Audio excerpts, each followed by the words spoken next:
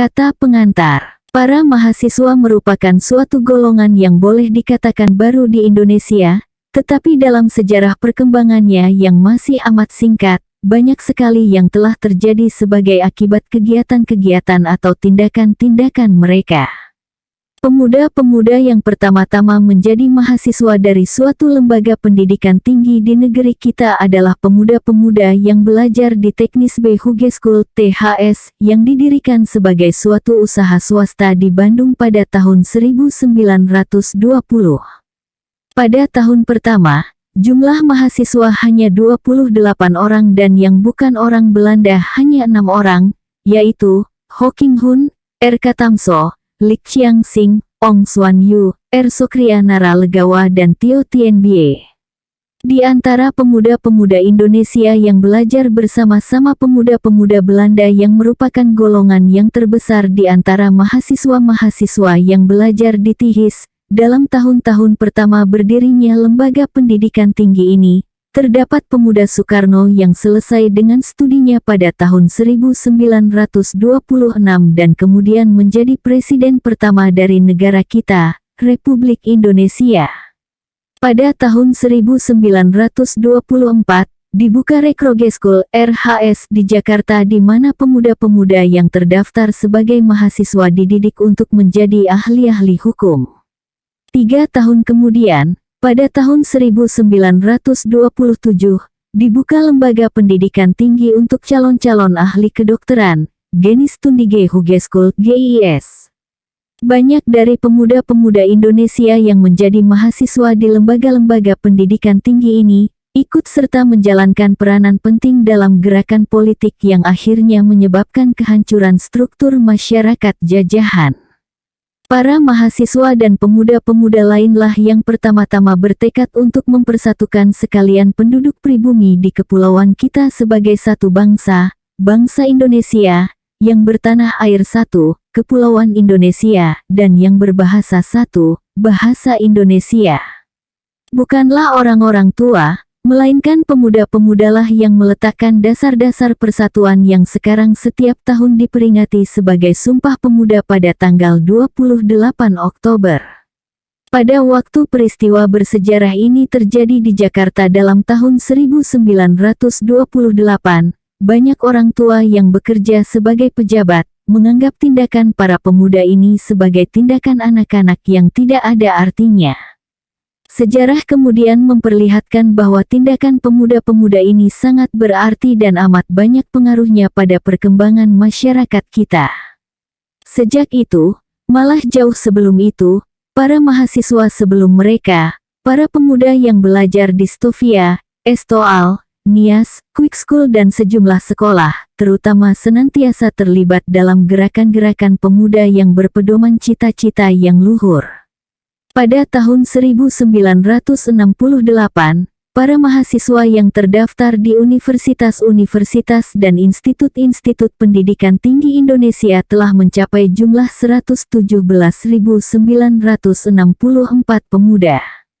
Di samping mahasiswa-mahasiswa ini masih banyak mahasiswa-mahasiswa lain yang belajar pada universitas-universitas swasta. Meskipun para mahasiswa merupakan golongan yang amat penting, golongan yang pada pertengahan tahun 1960-an ikut menjalankan peranan yang amat besar dalam meruntuhkan Orde Lama yang dipimpin oleh Presiden Soekarno dan membangun Orde Baru dalam masyarakat kita yang dipimpin oleh Presiden Soeharto, sebenarnya tidak banyak yang diketahui mengenai kehidupan para mahasiswa di negeri kita. Hanyalah pada waktu-waktu tertentu tersebar berita-berita mengenai kegiatan-kegiatan politik mereka yang menyolok, seperti demonstrasi ataupun pernyataan pengecaman tindakan penguasa, dan oleh sebab itu mendapat perhatian dari surat-surat kabar, majalah, radio dan sebagainya sehingga diketahui oleh masyarakat ramai. Kehidupan mahasiswa tentu saja tidak terbatas pada studi dan kegiatan-kegiatan politik. Malah bagian terbesar dari para mahasiswa biasanya tidak terlibat dalam kegiatan-kegiatan politik. Mahasiswa merupakan suatu golongan yang sedang mengalami pertumbuhan dan yang sedang mempersiapkan diri untuk dapat menerima tanggung jawab sebagai orang-orang dewasa sepenuhnya. Dalam masa menjadi mahasiswa, masing-masing mengalami perkembangan dalam berbagai aspek kehidupan yang meskipun dapat dibedakan satu sama lain, erat sekali hubungannya satu sama lain. Dengan sendirinya perkembangan yang dialami masing-masing mahasiswa ini bukan tanpa masalah, mereka senantiasa berhadapan dengan masalah-masalah, kecil maupun besar. Pada tahun 1934, diadakan suatu survei untuk memperoleh gambaran mengenai keadaan golongan mahasiswa yang belajar pada RHS dan GHS di Jakarta. Penyelidikan ini memperlihatkan bahwa keadaan para mahasiswa pada pertengahan tahun 1930-an itu sangat menyedihkan. Lebih dari sepertiga dari 300 mahasiswa yang diselidiki ternyata tidak memiliki buku-buku pelajaran yang dibutuhkan untuk studi mereka. Kebanyakan dari para mahasiswa yang sedang dipersiapkan untuk menjadi sarjana hukum ataupun sarjana kedokteran, hidup dengan penghasilan antara F40 dan F60 sebulan, di luar uang sekolah mereka. Kira-kira 60% di antara mereka mengeluarkan antara F25 dan F30 untuk makan, pemondokan dan cucian. Malah sejumlah besar hanya mengeluarkan antara F15 dan F20 sebulan. Dengan daya pengeluaran yang begitu terbatas, para mahasiswa ini terpaksa tinggal di tempat-tempat pemondokan yang sangat tidak sesuai sebagai tempat belajar dan yang sering juga tidak sesuai dengan syarat-syarat kesehatan dan susila. Keadaan mahasiswa sekarang ini tidak banyak berbeda daripada keadaan mereka pada waktu survei tahun 1934 itu diadakan. Dan seperti rekan-rekan mereka pada tahun 1930-an yang sekarang telah menjadi tokoh-tokoh terkemuka dalam masyarakat kita menghadapi persoalan-persoalan pertumbuhan, studi, cinta, kesehatan, politik dan banyak lagi. Dan seperti rekan-rekan mereka pada tahun 1930-an banyak di antara mereka pun mempunyai cita-cita yang mereka harapkan dapat terwujud dalam masa kehidupan mereka. Dan seperti rekan-rekan mereka pada tahun 1930-an, banyak di antara mereka sungguh-sungguh berusaha, berjuang, agar cita-cita mereka dapat terpenuhi. Di antara para mahasiswa yang menempati universitas-universitas dan institut-institut pendidikan tinggi di negeri kita dalam tahun 1960-an, terdapat pemuda Suhokgi, seorang pemuda Indonesia yang berperawakan kecil tapi bercita-cita besar. Memang tidak banyak mahasiswa seperti Suhokgi, seorang pemuda yang tidak hanya belajar dan bertindak berusaha mewujudkan cita-citanya, melainkan juga dengan tekun mencatat apa yang dialaminya, apa yang banyak dari mereka pun dipikirkannya. Dengan perantaraan catatan-catatan hariannya, dapatlah kita memperoleh pengetahuan mengenai kehidupan para mahasiswa dengan berbagai permasalahan yang dihadapi oleh mereka.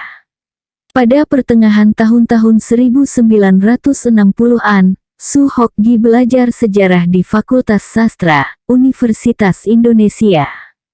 Ia sadar sepenuhnya bahwa keadaan yang dihadapinya adalah akibat perkembangan di masa lampau yang terus-menerus berlangsung, sekarang dan di masa datang. Ia hendak menjadi ahli yang ikut serta mengembangkan pengetahuan ilmiah mengenai perkembangan yang terus-menerus berlangsung ini.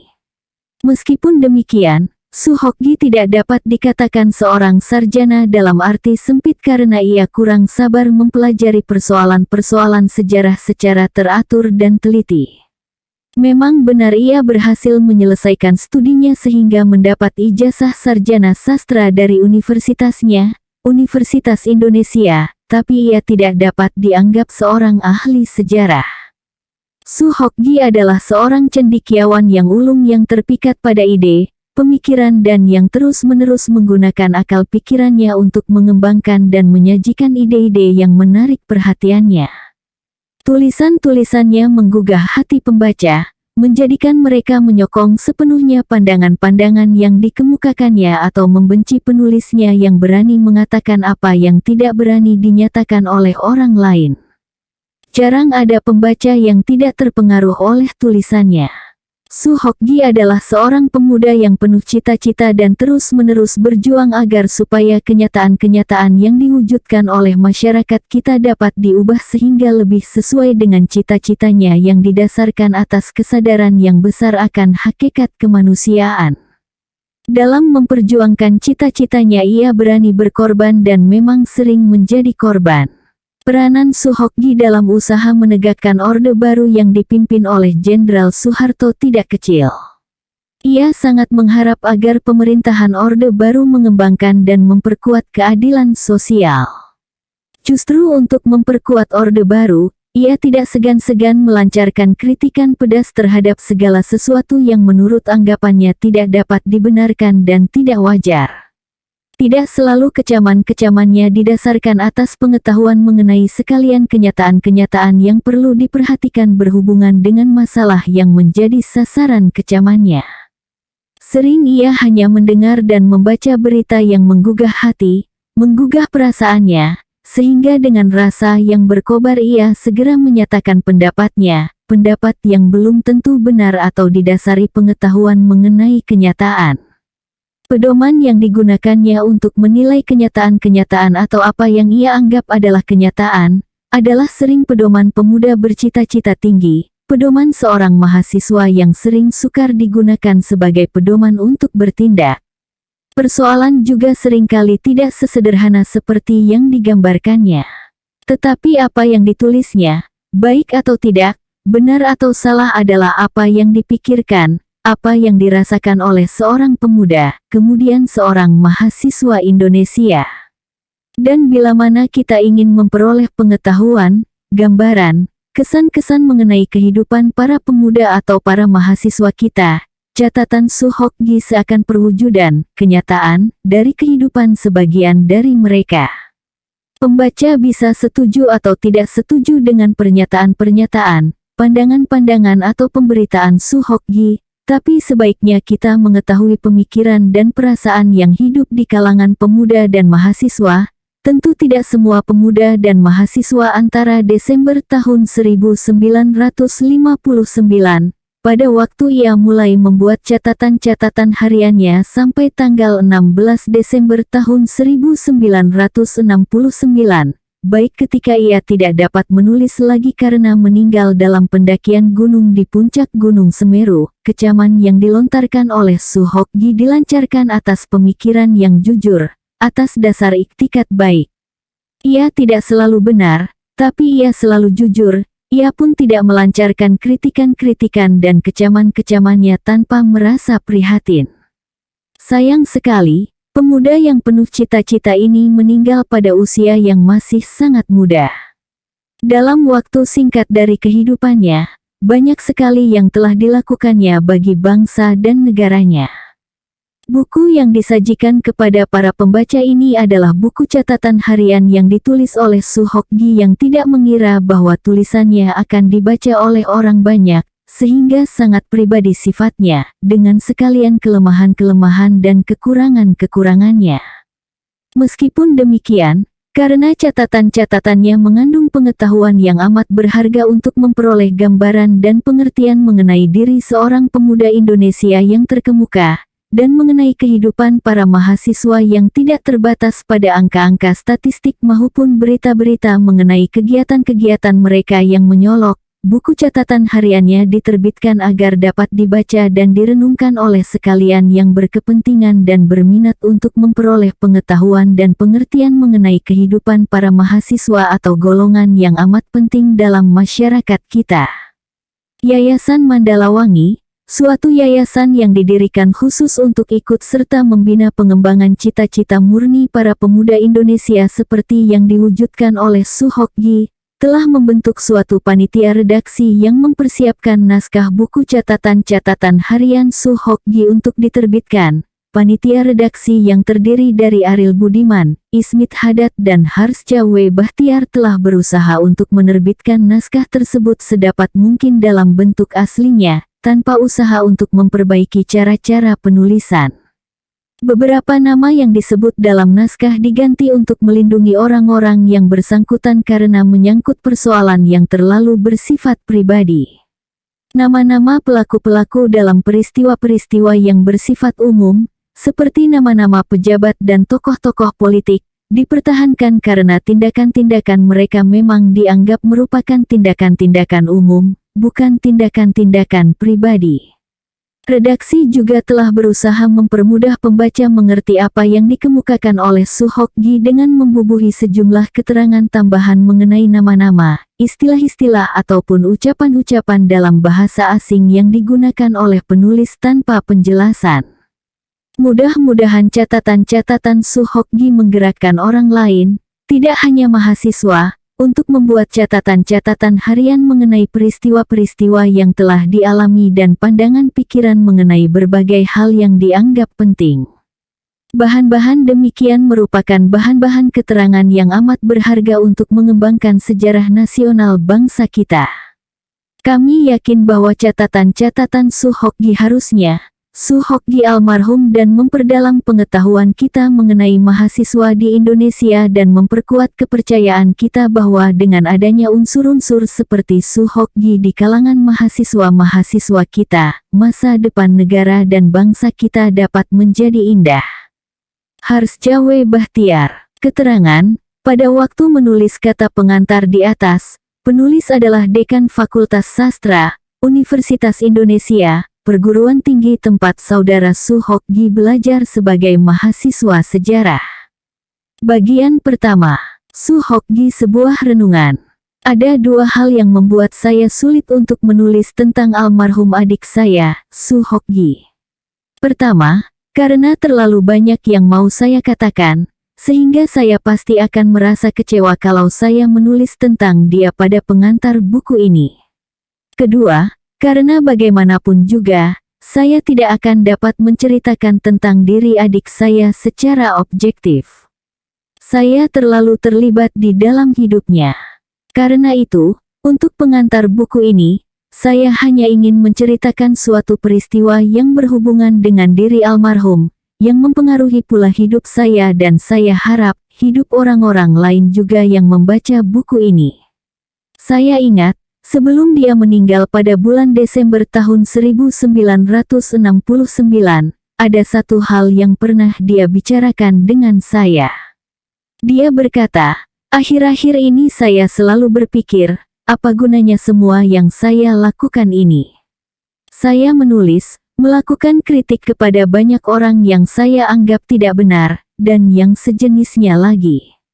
Makin lama, makin banyak musuh saya dan makin sedikit orang yang mengerti saya.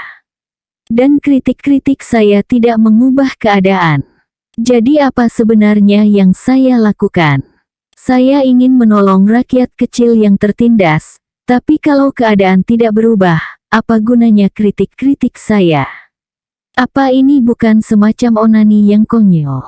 Kadang-kadang saya merasa sungguh-sungguh kesepian. Saya tahu mengapa dia berkata begitu. Dia menulis kritik-kritik yang keras di koran-koran, bahkan kadang-kadang dengan menyebut nama. Dia pernah mendapat surat-surat kaleng yang antara lain memaki-maki dia sebagai Cina yang tidak tahu diri, sebaiknya pulang ke negerimu saja. Ibu saya sering gelisah dan berkata, Gi, untuk apa semuanya ini? Kamu hanya mencari musuh saja, tidak mendapat uang. Terhadap ibu dia cuma tersenyum dan berkata, Mama tidak mengerti. Kemudian, dia juga jatuh cinta dengan seorang gadis. Tapi orang tuanya tidak setuju untuk bertemu. Orang tua gadis itu adalah seorang pedagang yang cukup kaya dan Hokgi sudah beberapa kali bicara dengan dia. Kepada saya, Hokgi berkata, kadang-kadang saya merasa sedih. Kalau saya bicara dengan ayahnya si gadis, saya merasa dia sangat menghargai saya. Bahkan dia mengagumi keberanian saya dalam tulisan-tulisan saya. Tetapi kalau anaknya diminta, dia pasti akan menolak. Terlalu besar resikonya. Orang hanya membutuhkan keberanian saya tanpa mau terlibat dengan diri saya. Karena itu, ketika seorang temannya dari Amerika menulis kepadanya, Gi, seorang intelektual yang bebas adalah seorang pejuang yang selalu sendirian. Mula-mula kau membantu menggulingkan suatu kekuasaan yang korup untuk menegakkan kekuasaan lain yang lebih bersih. Tapi sesudah kekuasaan baru ini berkuasa, orang seperti kau akan terasing lagi, dan akan terlempar keluar dari sistem kekuasaan. Ini akan terjadi terus-menerus. Bersedialah menerima nasib ini, kalau kau mau bertahan sebagai seorang intelektual yang merdeka, sendirian, kesepian, penderitaan. Surat ini dia tunjukkan kepada saya. Dari wajahnya saya lihat dia seakan mau berkata, "Ya, saya siap." Dalam suasana yang seperti inilah dia meninggalkan Jakarta untuk pergi ke puncak Gunung Semeru. Pekerjaan terakhir yang dia kerjakan adalah mengirim bedak dan pupur untuk wakil-wakil mahasiswa yang duduk di parlemen, dengan ucapan supaya mereka bisa berdandan, dan dengan begitu akan tambah cantik di muka penguasa. Suatu tindakan yang membuat dia tambah terpencil lagi, kali ini dengan beberapa teman-teman mahasiswa yang dulu sama-sama turun ke jalanan pada tahun 1966. Ketika dia tercekik oleh gas beracun kawah Mahameru, dia memang ada di suatu tempat yang terpencil dan dingin. Hanya seorang yang mendampinginya, salah seorang sahabatnya yang sangat karib, Herman Lantang. Suasana ini juga yang ada, ketika saya berdiri menghadapi jenazahnya di tengah malam yang dingin, di rumah lurah sebuah desa di kaki Gunung Semeru. Jenazah tersebut dibungkus oleh plastik dan kedua ujungnya diikat dengan tali, digantungkan pada sebatang kayu yang panjang. Kulitnya tampak kuning pucat, matanya terpejam dan dia tampak tenang.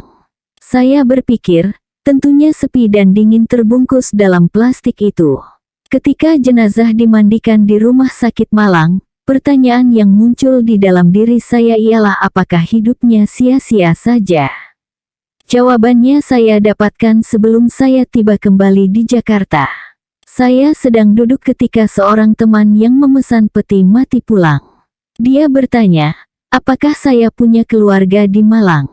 Saya jawab, tidak, mengapa? Dia cerita, tukang peti mati, ketika dia ke sana bertanya, untuk siapa peti mati ini? Teman saya menyebut nama Suhokgi, dan si tukang peti mati tampak agak terkejut.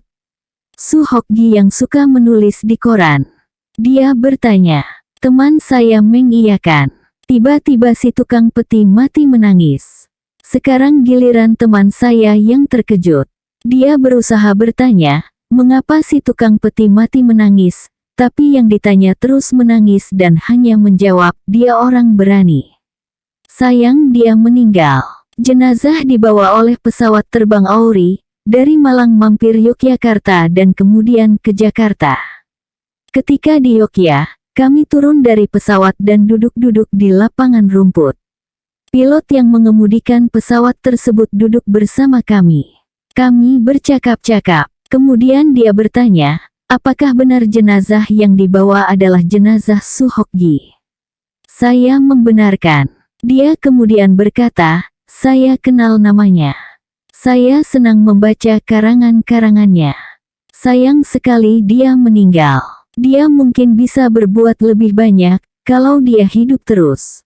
Saya memandang ke arah cakrawala yang membatasi lapangan terbang ini dan hayalan saya mencoba menembus ruang hampa yang ada di balik awan sana. Apakah suara yang perlahan dari penerbang Auri ini bergema juga di ruang hampa tersebut? Saya tahu, di mana Suhokgi menulis karangan-karangannya. Di rumah di Jalan Kebun Jeruk, di kamar belakang, ada sebuah meja panjang. Penerangan listrik suram, karena volkes yang selalu turun kalau malam hari. Di sana juga banyak nyamuk, ketika orang-orang lain sudah tidur, seringkali masih terdengar suara mesin ketik dari kamar belakang Suhokgi, di kamar yang suram dan banyak nyamuk itu, sendirian, sedang mengetik membuat karangannya. Pernahkah dia membayangkan bahwa karangan tersebut akan dibaca oleh seorang penerbang Auri 202U oleh seorang tukang peti mati di Malang? Tiba-tiba, saya melihat sebuah gambaran yang menimbulkan pelbagai macam perasaan di dalam diri saya. Ketidakadilan bisa merajalela, tapi bagi seorang yang secara jujur dan berani berusaha melawan semua ini, dia akan mendapat dukungan tanpa suara dari banyak orang. Mereka memang tidak berani membuka mulutnya, karena kekuasaan membungkamnya, tapi kekuasaan tidak bisa menghilangkan dukungan itu sendiri, karena betapa kuat pun kekuasaan, seseorang tetap masih memiliki kemerdekaan untuk berkata, ya atau tidak, meskipun cuma di dalam hatinya. Saya terbangun dari lamunan saya ketika saya dipanggil naik pesawat terbang. Kami segera akan berangkat lagi. Saya berdiri kembali di samping peti matinya. Di dalam hati saya berbisik, Gi, kamu tidak sendirian. Saya tidak tahu apakah Hokgi mendengar atau tidak apa yang saya katakan itu. Suara pesawat terbang mengaum terlalu keras. Arif Budiman, Su Hokgi sang demonstran, oleh Daniel Dakidae. Pendahuluan. Ada dua pendapat yang sangat klasik dan yang satu dengan yang lain bertentangan tajam bila mana menyangkut penilaian mengenai karya dan pribadi seseorang. Ada yang mengatakan mengenal latar belakang kehidupan dan bila perlu pengenalan secara pribadi, mengetahui lika-liku kehidupan pribadi seseorang adalah kondisio sine qua non bila mana seseorang berusaha memahami pribadi seorang lainnya. Pendapat yang dilibatkan di dalamnya adalah bahwa karya seseorang bukan pencerminan dan penjelmaan par excellence dari diri seorang penulis. Hal ini dapat dibuktikan dengan melihat betapa perbedaan antara gaya hidup seseorang yang meletakkan persepsi dan cita-cita yang tercermin dalam tulisan-tulisannya di bawah telapak kakinya sendiri. Dengan kata lain, hanya yang pernah mengenal pribadinya dari dekat bisa menulis tentang seseorang atau percuma menulis untuk membahas seseorang yang hanya dikenal melalui karya tulisnya. Pendapat lain yang persis bertentangan yaitu yang mengatakan untuk menulis tentang seseorang tidak perlu mengenal orangnya secara pribadi, tetapi karyanya lah yang menjadi lahan yang harus digarap dan dinilai, karena orangnya menjelma seutuhnya di dalam karyanya. Kalau karya-karya lain hanya secara tidak langsung mengatakan sesuatu tentang penulisnya, maka di situ pulalah perbedaannya dengan catatan harian yang ditulis secara jujur. Catatan harian adalah potret dengan sinar ronsen dan penjelmaan diri paling dalam dari seseorang. Dalam hubungan ini bisa dipahami mengapa Anne Frank yang hampir menjadi contoh klasik dalam penulisan catatan harian secara akrab, menyapa buku catatan hariannya dengan nama manis, Kitty, yang lebih menjadi alter egonya, atau aku yang lain daripada hanya sekedar bercak-bercak tinta atau goresan pensil belaka. Dengan mempertimbangkan kedua pendapat di atas, maka dua pengantar yang ditulis Arif Budiman, abang kandung Su Hokgi, dan tulisan Profesor Harsha W. Bahtiar, dekan, kawan berdiskusi almarhum bisa memenuhi harapan-harapan mereka yang menganut pendapat pertama, karena keduanya secara akrab mengenal almarhum penulis catatan harian ini. Sedangkan saya berusaha sedapat mungkin memenuhi harapan kelompok kedua yang mencoba memahami karyanya dan dari sana mencoba menyingkap apa makna yang terselubung dalam catatan harian ini, dan apa makna yang tersirat di dalam beberapa tulisannya yang tersebar di beberapa harian di ibu kota, dan berdasarkan semuanya itu mencoba mengungkapkan siapa Su Hokgi sebenarnya. Saya benar-benar berada dalam suatu posisi yang berbeda dibandingkan dengan kedua penulis pengantar yang saya sebutkan di atas, seseorang yang tidak saya kenal secara pribadi, dan juga tidak pernah bertemu muka. Perkenalan secara samar-samar kalau itu boleh disebut perkenalan, mungkin karena selama masa hidupnya pernah membaca salah satu tulisannya, saya juga tidak tahu yang mana, dan mungkin lebih dalam arti mendengar tentang pribadi ini dari mulut kawan, yang juga menjadi kawan Su Hokgi sendiri daripada mengenalnya dalam arti yang sebenarnya. Ada banyak kelemahan menulis pengantar semacam ini. Kelemahan utama adalah mengabaikan hal-hal yang amat menentukan dalam hidupnya, dan memasukkan yang tidak menentukan. Namun sebelumnya, saya mencoba mengajak pembaca untuk sejenak melihat riwayat buku itu sendiri. Anne Frank berjuang mati-matian untuk mempertahankan catatan hariannya. Persoalan catatan hariannya adalah persoalan dirinya sendiri, Karena itu dia harus menyelamatkannya dari tangan-tangan buas agen-agen Nazi Jerman. Menyelamatkan catatan hariannya sama dengan menyelamatkan nyawanya, karena itu persoalan catatan hariannya adalah juga persoalan to be or not to be and Frank sendiri. Catatan harian Sok Hokgi tidak sespektakuler itu. Namun, buku Su Hokgi, catatan seorang demonstran mempunyai lika-liku perjalanannya tersendiri. Catatan harian itu dengan sangat setia digarap penulisnya sejak umurnya yang masih sangat muda buat ukuran orang Indonesia, sejak berumur 15 tahun. Anne Frank pun menulis dalam kurun umur yang hampir sama dalam usia 13 tahun. Mungkin ini adalah rekor tersendiri dalam bidang catatan harian yang pernah ada dan yang pernah diterbitkan dan belum dipecahkan di Indonesia. Tanggal terakhir yang digoreskan penulisnya adalah tanggal 10 Desember tahun 1969, meskipun dalam buku ini hanya sampai tanggal 8 Desember tahun 1969, hanya beberapa hari saja sebelum tanggal meninggalnya, yakni tanggal 16 Desember tahun 1969. Pada tahun 1970 didirikan Yayasan Mandolawangi yang berusaha untuk melanjutkan cita-cita almarhum dan salah satu kegiatannya adalah berusaha agar catatan harian itu dibukukan. Maka sejak tahun 1970 catatan harian itu diusahakan untuk dikumpulkan, disusun, dan diketik lagi. Tahun 1972 seluruh naskah sudah siap dalam bentuk cetak coba, setelah disunting oleh Samit Haddad dan Fuad Hasyem. Namun, dalam keadaan cetak coba itulah, dengan pelbagai alasan, penerbitan buku catatan harian Su Hokgi dibatalkan. Tetapi pembatalan tidak mampu membatalkan peredaran naskah itu dalam bentuk fotokopi beberapa eksemplar yang berpindah dari tangan ke tangan. Dan sejak tahun itulah nasib buku ini tidak berketentuan antara terbit dan tidak. Pada tahun 1979, timbul kembali niat untuk menerbitkan catatan harian itu dengan anggapan bahwa sudah cukup lamalah waktu berselang sejak saat meninggalnya. Hal-hal yang pada tahun 1972 dianggap rawan ternyata dalam perjalanan waktu sudah tidak rawan lagi. Namun persoalannya di mana naskah tahun 1972. Naskah asli yang sudah disunting pada tahun 1972 yang beredar dari tangan ke tangan sudah tidak dapat ditemukan lagi. Tidak ada pada penyunting dan tidak ada pada LPJES sebagai penerbitnya. Upaya terakhir adalah mencari pada orang tuanya. Ternyata naskah hasil suntingan yang dulunya disimpan orang tuanya sudah dipinjam orang lain dan tidak pernah dikembalikan. Tetapi saya masih ingat bahwa saya sendiri sempat memiliki sebuah fotokopi, dari fotokopi yang sudah tidak saya ketahui lagi di mana disimpan. Ketika membongkar buku-buku saya akhirnya saya temukan naskah yang seterusnya dipakai sebagai dasar untuk menerbitkan buku ini.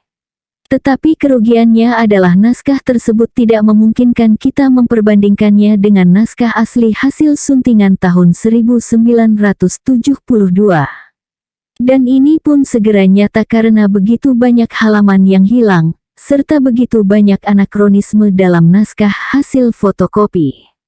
Hampir seluruh bab 7 dan 8 dalam buku ini tidak dapat ditemukan.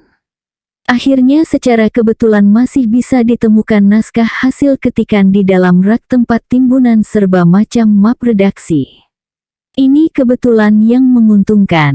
Dalam naskah yang lama, hasil fotokopi, buku catatan harian langsung dibuka pada masa usia SMA, yaitu pada bab 3 dalam bentuk buku yang sekarang, dan tidak memasukkan naskah ketika penulisnya berada di SMP. Tetapi setelah dibaca ada cukup banyak bagian yang masih sangat berharga untuk disimak dalam catatan-catatan pada masa kanak-kanaknya. Dalam suntingan lama terdapat beberapa anakronisme terlebih di dalam bab perjalanan ke Amerika Serikat. Hal ini bisa dijelaskan. Rupanya Hokgi membuat catatan hariannya 2 kali dalam sehari, sekali pada pagi hari dan kedua pada malam hari sebelum tidur. Dua-duanya disusun menjadi dua jenis catatan yang berbeda. Dalam bentuknya sekarang semuanya disusun kembali dalam suatu urutan kronologis. Dengan demikian buku harian Suhokgi, catatan seorang demonstran, boleh dikatakan sebuah edisi baru atau edisi yang diperbaharui yang dikerjakan bersama oleh Aswab Mahasin, Ismet Natsir dan saya sendiri dari sebuah naskah yang dulunya sudah dalam bentuk cetak coba pada tahun 1972, yang juga sangat boleh jadi masih berada di tangan beberapa orang. Semua ini berarti bahwa di tangan penulisnya naskah ini disimpan dengan setia dan penuh kepastian selama 12 tahun, tahun 1957 sampai tahun 1969. 12 tahun berikutnya, tahun 1970 sampai tahun 1982, naskah catatan harian ini dengan sabar dan sedia berada dalam ketidakpastian untuk diterbitkan di tangan redaksi dan penerbit sampai akhirnya diterbitkan LP3ES dalam bentuknya yang sekarang pada tahun 1993. Perjalanan panjang. Bab kedua. Manusia-manusia baru. Pada bulan Agustus tahun 1969, hari ulang tahun kemerdekaan RI yang ke-24, terdapat sejumlah karangan yang disiapkan untuk menyambut hari kemerdekaan. Pengantar redaksi Kompas menulis sebagai berikut, tanpa kita sadari di bumi Indonesia kini telah tumbuh lapisan baru generasi pemuda-pemuda, pemudi-pemudi Indonesia yang dilahirkan setelah tahun 1945, generasi kemerdekaan Indonesia. Suhokgi termasuk dalam kalangan yang sangat menyadari adanya lapisan baru itu. Di dalam tulisannya untuk penerbitan yang sama, dia tidak menyebutnya sebagai lapisan atau generasi, tetapi manusia-manusia baru Indonesia. Namun ada yang menarik perhatian di sana. Sebenarnya Suhokgi sadar bahwa kalau yang dimaksudkan adalah mereka yang lahir setelah kemerdekaan, setelah tanggal 17 Agustus tahun 1945, maka kategorisasi semacam ini melangkahi tanggal lahirnya sendiri tanggal 17 Desember tahun 1942, dan secara kategoris mengeluarkan dia sendiri dari kelompok manusia-manusia baru tersebut. Karena itu dalam membuat kategorinya sendiri, Suhokgi menambahkan di dalam kurung atau setelah tahun 1942, atau dengan memberikan tambahan mereka yang berumur antara 20 sampai 30 tahun. Hal ini bukanlah semata-mata karena dia menganggap dirinya manusia baru, tetapi yang dipentingkannya adalah mereka yang mengalami sesuatu yang baru atau mereka yang berbekalkan pengalaman-pengalaman politik dan sosial yang baru, yang pada gilirannya membentuk manusia baru dengan harapan baru, dengan semangat baru, malah mungkin dengan keprihatinan dan ketakutan baru pula. Siapa manusia-manusia baru tersebut? Dengan tidak sadar kepada tulisannya, yang berikut inilah yang dianggap pengalaman baru dari manusia baru, yaitu manusia yang dewasa setelah kemerdekaan. Mereka bukan orang yang takjub melihat kaki langit baru, yang terkagum-kagum kepada barat model Sultan Takdir Ali Syahbana. Mereka bukan pemuda bambu runcing. Mereka adalah generasi yang dididik dalam optimisme setelah penyerahan kedaulatan, dalam mitos-mitos tentang kemerdekaan dan harapan besar terhadap kejayaan Indonesia di masa depan. Mereka adalah generasi yang dibius oleh semangat progresif revolusioner model Soekarno. Tetapi terutama generasi inilah yang mengalami kehancuran cita-cita itu semuanya, demoralisasi dalam segala bidang, kehancuran kepercayaan kepada generasi-generasi yang terdahulu. Masya Allah, manusia jenis apa gerangan ini? Manusia yang dididik dalam optimisme dan manusia yang mengalami kehancuran baik itu cita-cita maupun kepercayaan. Dengan kata lain sejak lahirnya merekalah yang dilingkupi oleh dunia yang serba paradoksal. Ketika membaca tulisan inilah hati saya tergoda untuk memperbandingkan Suhokgi dan Ahmad Wahid. Menurut pandangan saya kedua-duanya adalah eksponen dari yang disebut sebagai manusia-manusia baru tersebut. Dalam banyak hal keduanya tidak berbeda, meskipun dalam banyak hal pula keduanya dibawa nasib ke tempat yang berbeda. Su Hokgi lahir pada tanggal 17 Desember tahun 1942, Ahmad Wahib lahir pada tanggal 9 November tahun 1942. Dua-duanya adalah aktivis mahasiswa, pemikir, dua-duanya menekuni secara setia catatan harian, memberikan komentar hampir tentang segala jenis peristiwa dari filsafat, agama sampai politik. Dua-duanya mengalami nasib yang sama yaitu mati muda. Namun ada perbedaan lingkungan yang menentukan antara keduanya. Su Hokgi lahir dan dibesarkan di Jakarta tempat semua jenis pergulatan hidup yang besar, yang kecil dan yang dekil, yang mendidik dan yang tidak mendidik. Ahmad Wahib lahir dalam lingkungan santri di Sampang Madura, suatu prototipe lain dari kehidupan pedesaan yang kering, tempat orang pulang pergi ke kota besar seperti Surabaya dan lain-lain. Desa di mana mobilitas sangat besar karena orang keluar masuk dari desa ke kota, namun mobilitas yang sering dianggap sebagai indikator modernitas, di Madura menjadi lambang kekurangan, kemiskinan dan kelaparan. Bila mana kita memakai kriterium yang disebutkan Su Hokgi di atas, maka keduanya justru yang dididik dalam optimisme kemerdekaan, dan justru orang yang mengalami secara langsung kehancuran cita-cita maupun kepercayaan tersebut sehingga bayang-bayang kelabu kehidupan tidak pernah lepas dari keduanya. Kecemasan, ketakutan, keraguan yang menyebabkan keduanya memandang hidup ini serba hitam. Sampai-sampai Su Hokgi begitu gemar mengutip seorang filsuf Yunani yang selalu berkata, nasib terbaik adalah tidak dilahirkan, yang kedua dilahirkan tapi mati muda, dan yang tersial adalah umur tua. Rasa-rasanya memang begitu, bahagialah mereka yang mati muda. Sedangkan Wahib begitu didominir oleh keraguan, kecemasan dan ketakutan. Semuanya ini membuat aku cemas menghadapi masa depan, gairah, senang, tapi di lain pihak putus asa, takut, cemas, dan lain-lain. Tetapi jangan kita keliru menanggapi kecemasan, kehitaman dan kesuraman yang meliputi keduanya ini. Kekelaman sama sekali tidak menyebabkan keduanya berada dalam suatu inaction, mati gerak, tetapi justru kekelamanlah yang selalu memacu keduanya untuk senantiasa bersikap dinamis, mencari, meragukan segala-galanya, membongkar segala-galanya dan menyusun baru kembali segala-galanya pula.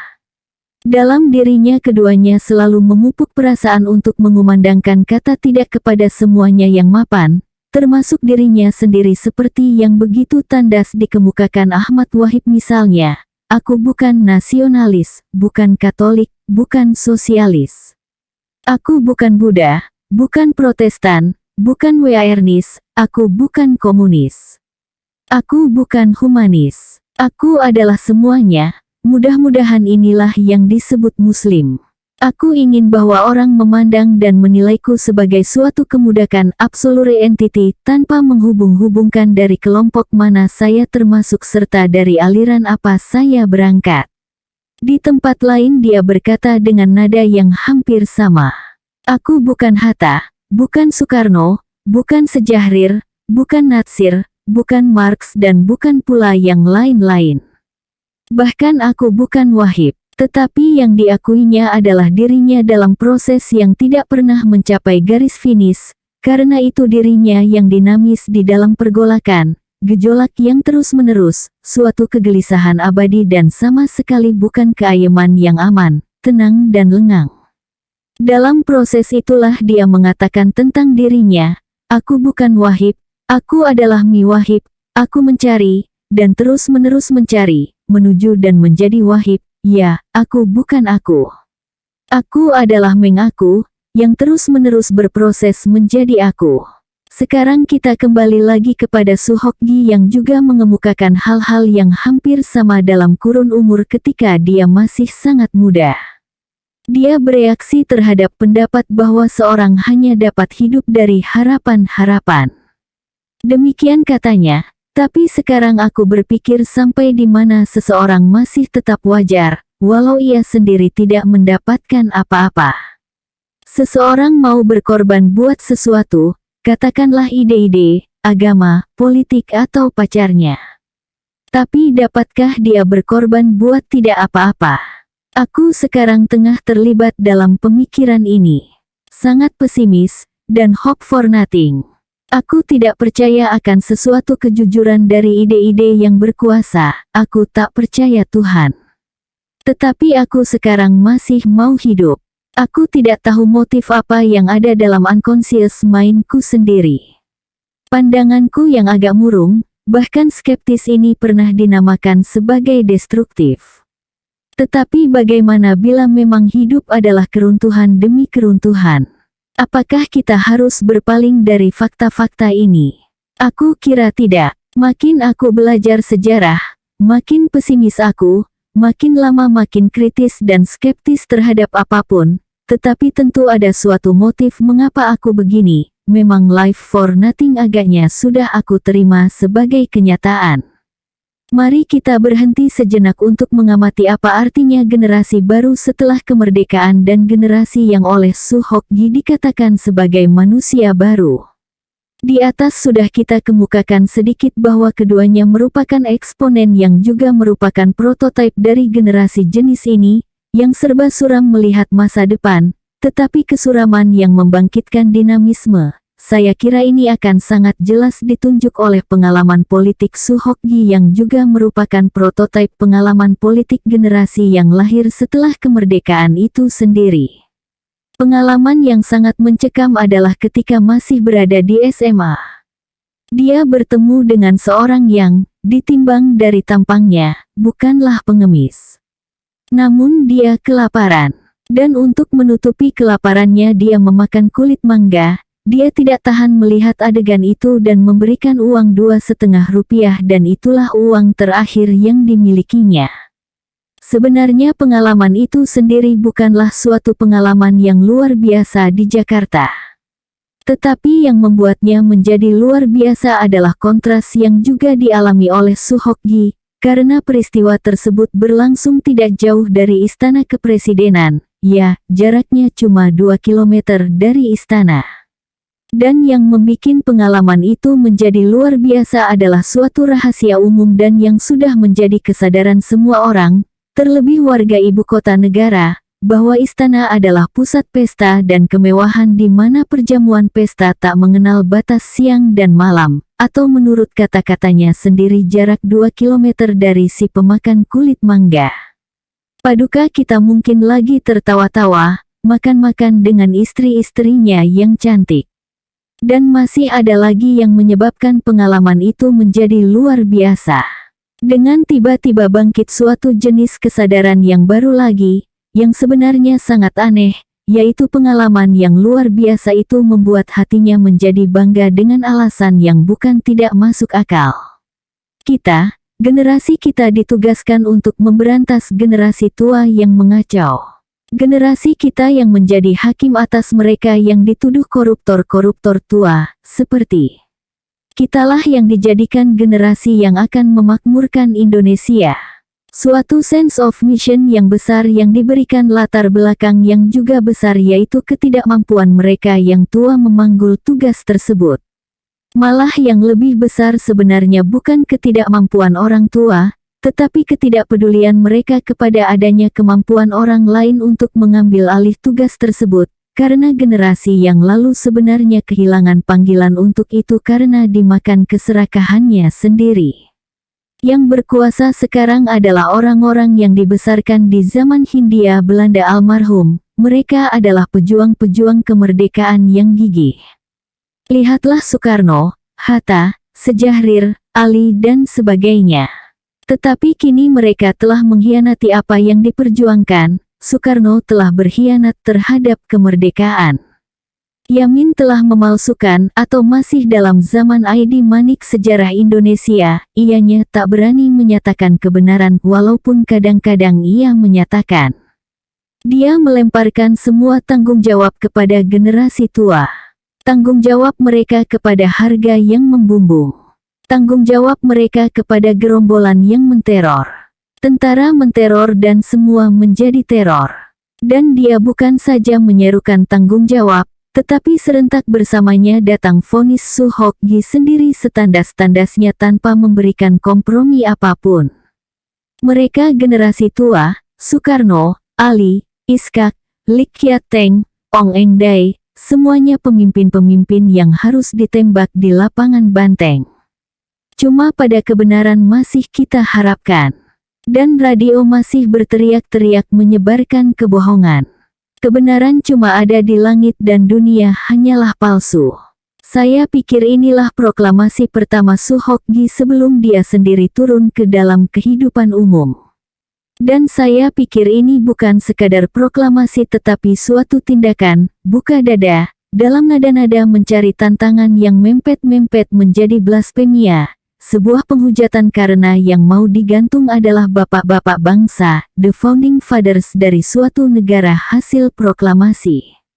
Namun di dalam pengalaman pribadi yang dahsyat ini bergabung rupa-rupa perasaan dan kesadaran, yang hampir-hampir satu sama lain tidak ada kaitannya, sehingga kebenarannya tidak dapat ditarik dalam suatu logika lurus, dalam suatu logika satu arah, tetapi banyak ditangkap dalam suatu logika dialektik.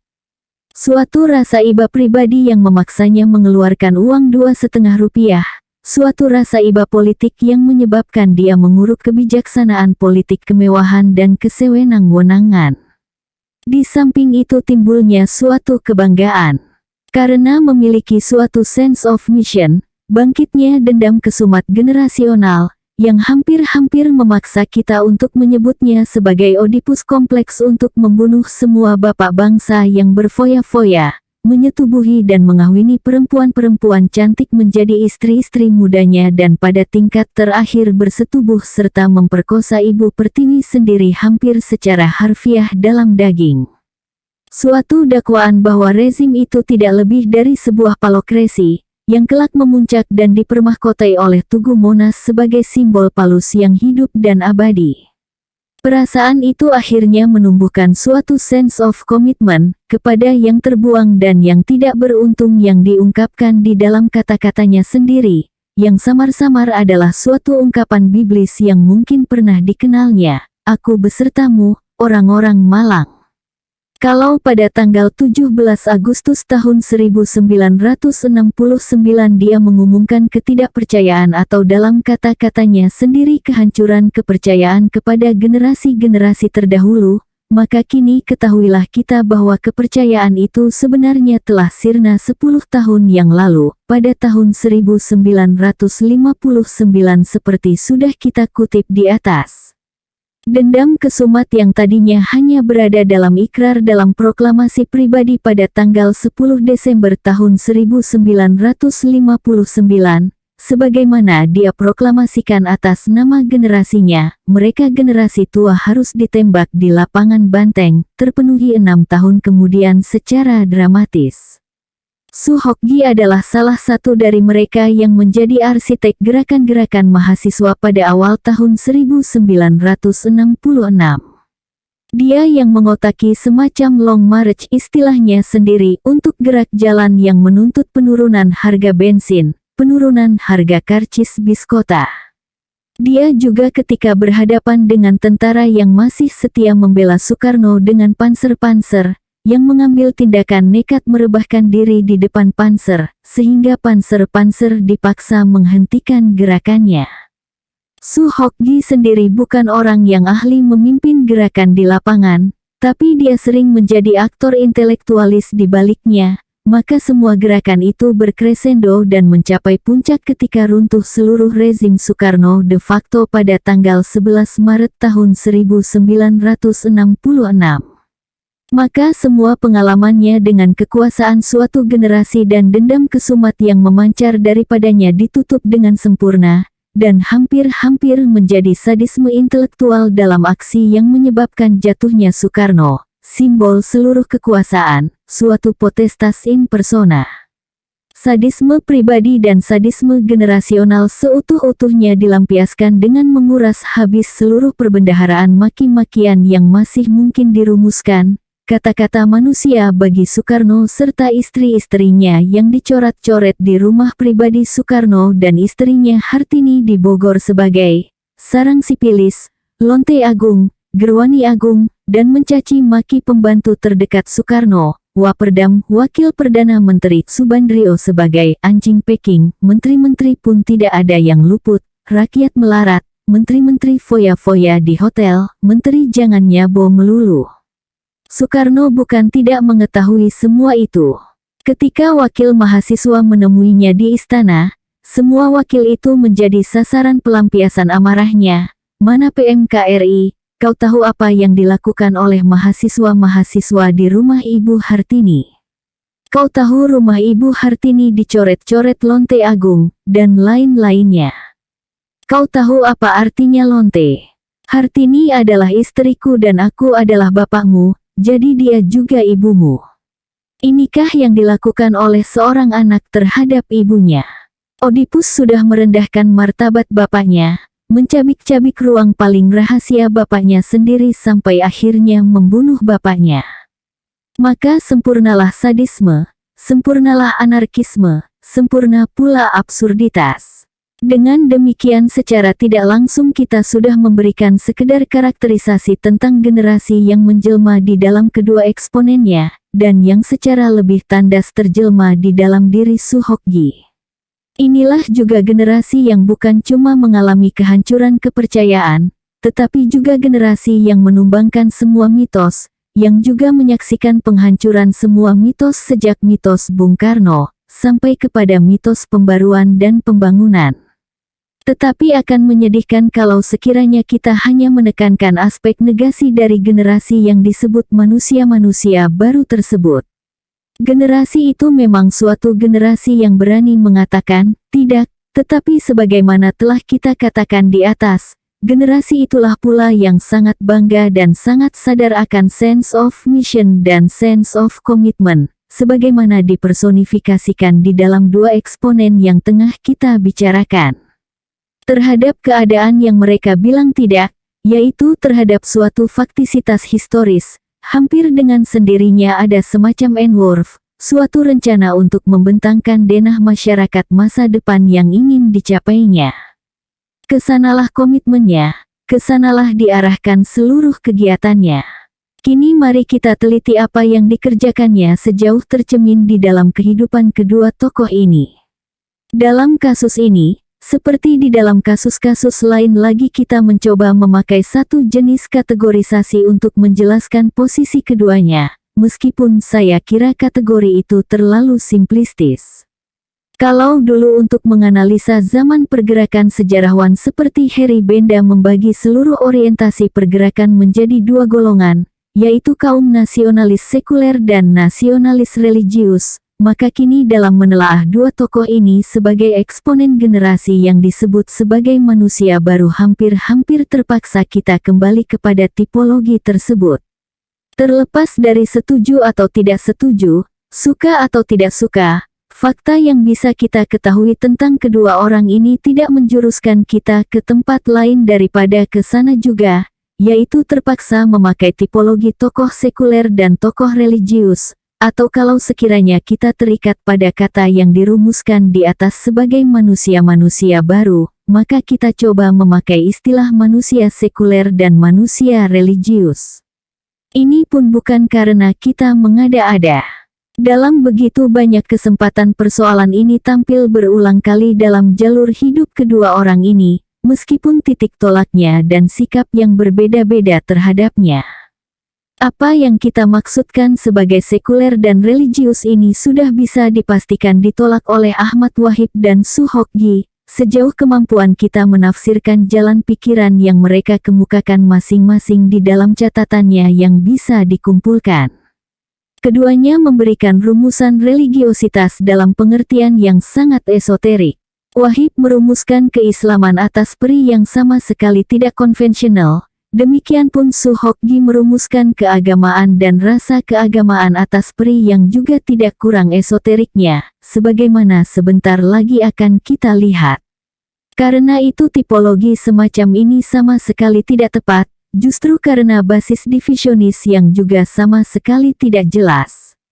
Namun tipologi ini semata-mata kita pakai demi suatu rujukan praktis, yaitu sikap yang dirumuskannya masing-masing terhadap Tuhan, agama, dan konsekuensi sikap tersebut baik dalam pelajaran sosial dan politik ekonomi maupun di dalam perbuatan pribadi sehari-hari.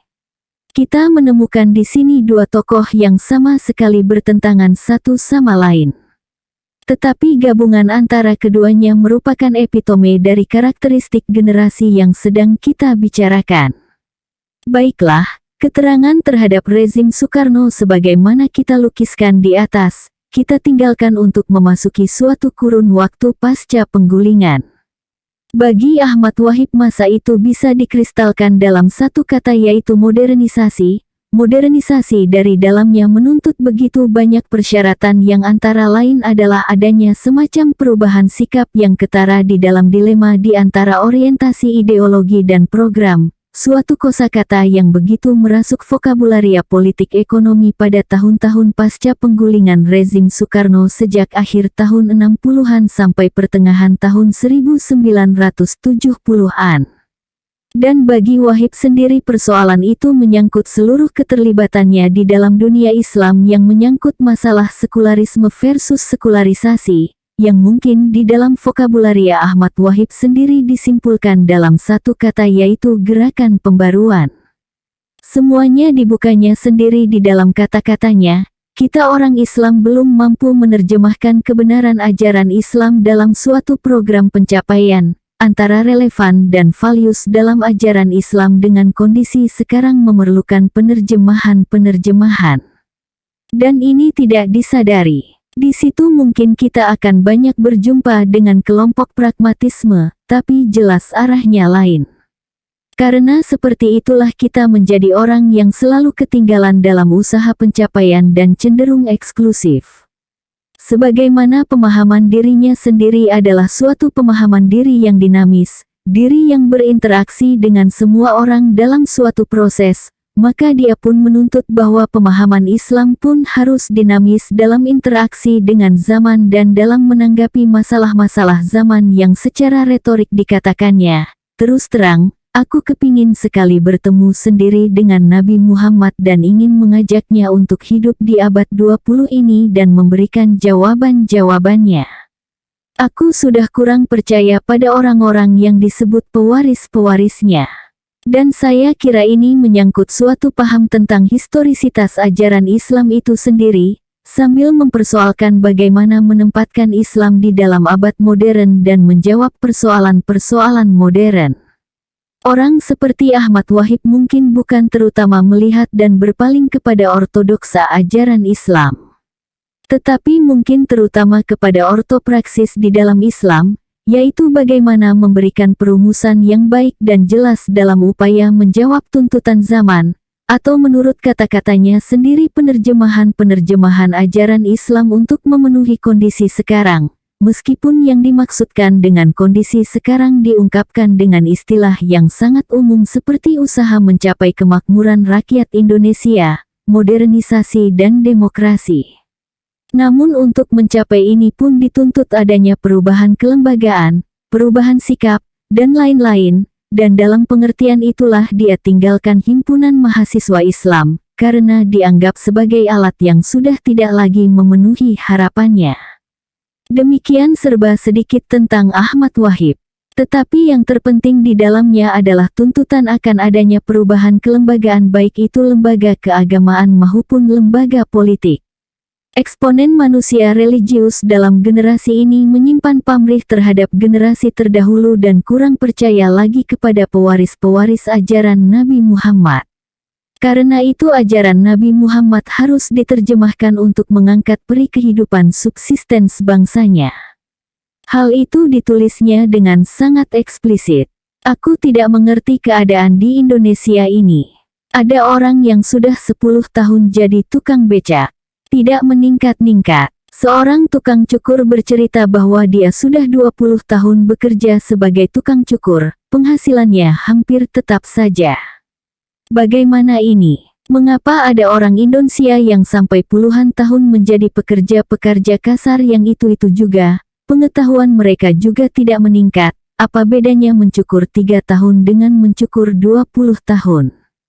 Apa bedanya mengayuh becak setahun dengan 10 tahun?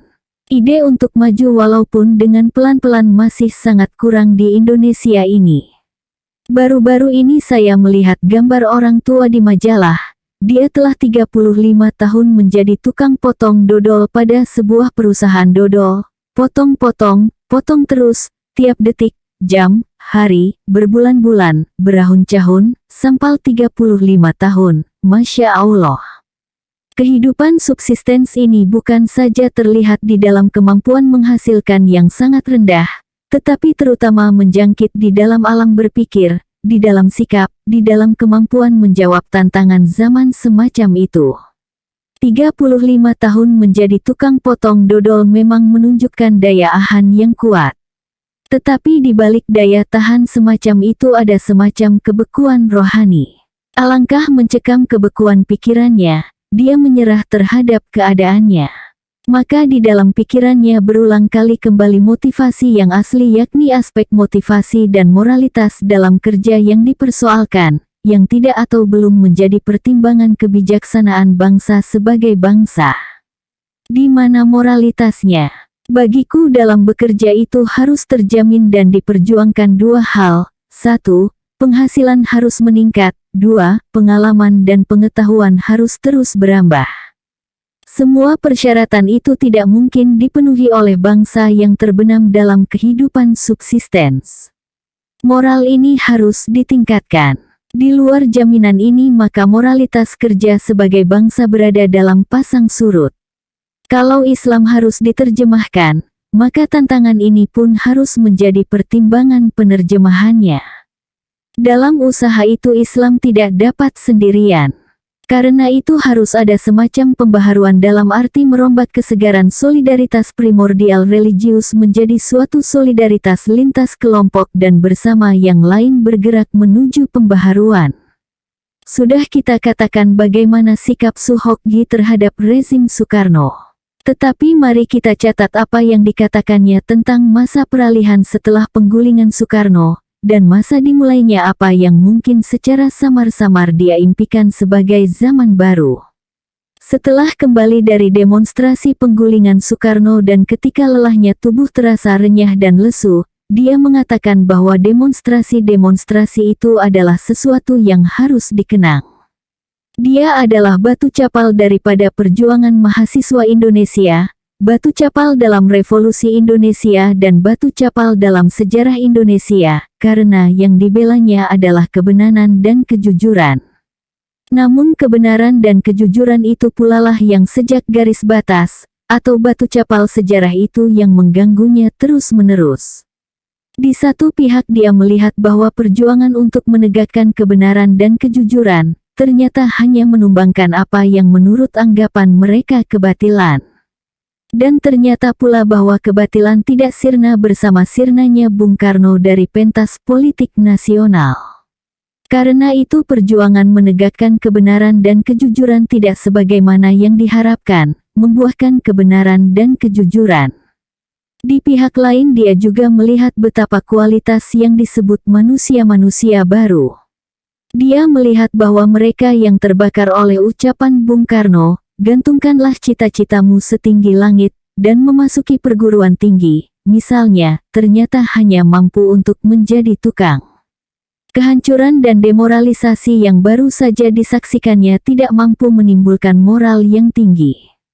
Kalau gerakan penggulingan rezim Soekarno digambarkan sebagai batu tapal daripada perjuangan menegakkan kebenaran dan kejujuran, dan disebutnya juga sebagai batu tapal dalam revolusi Indonesia, maka dia pun juga melihat betapa hasil akhir revolusi ini, karena akhir daripada resolusi ini juga memperlihatkan kemampuan mereka sebagai generasi.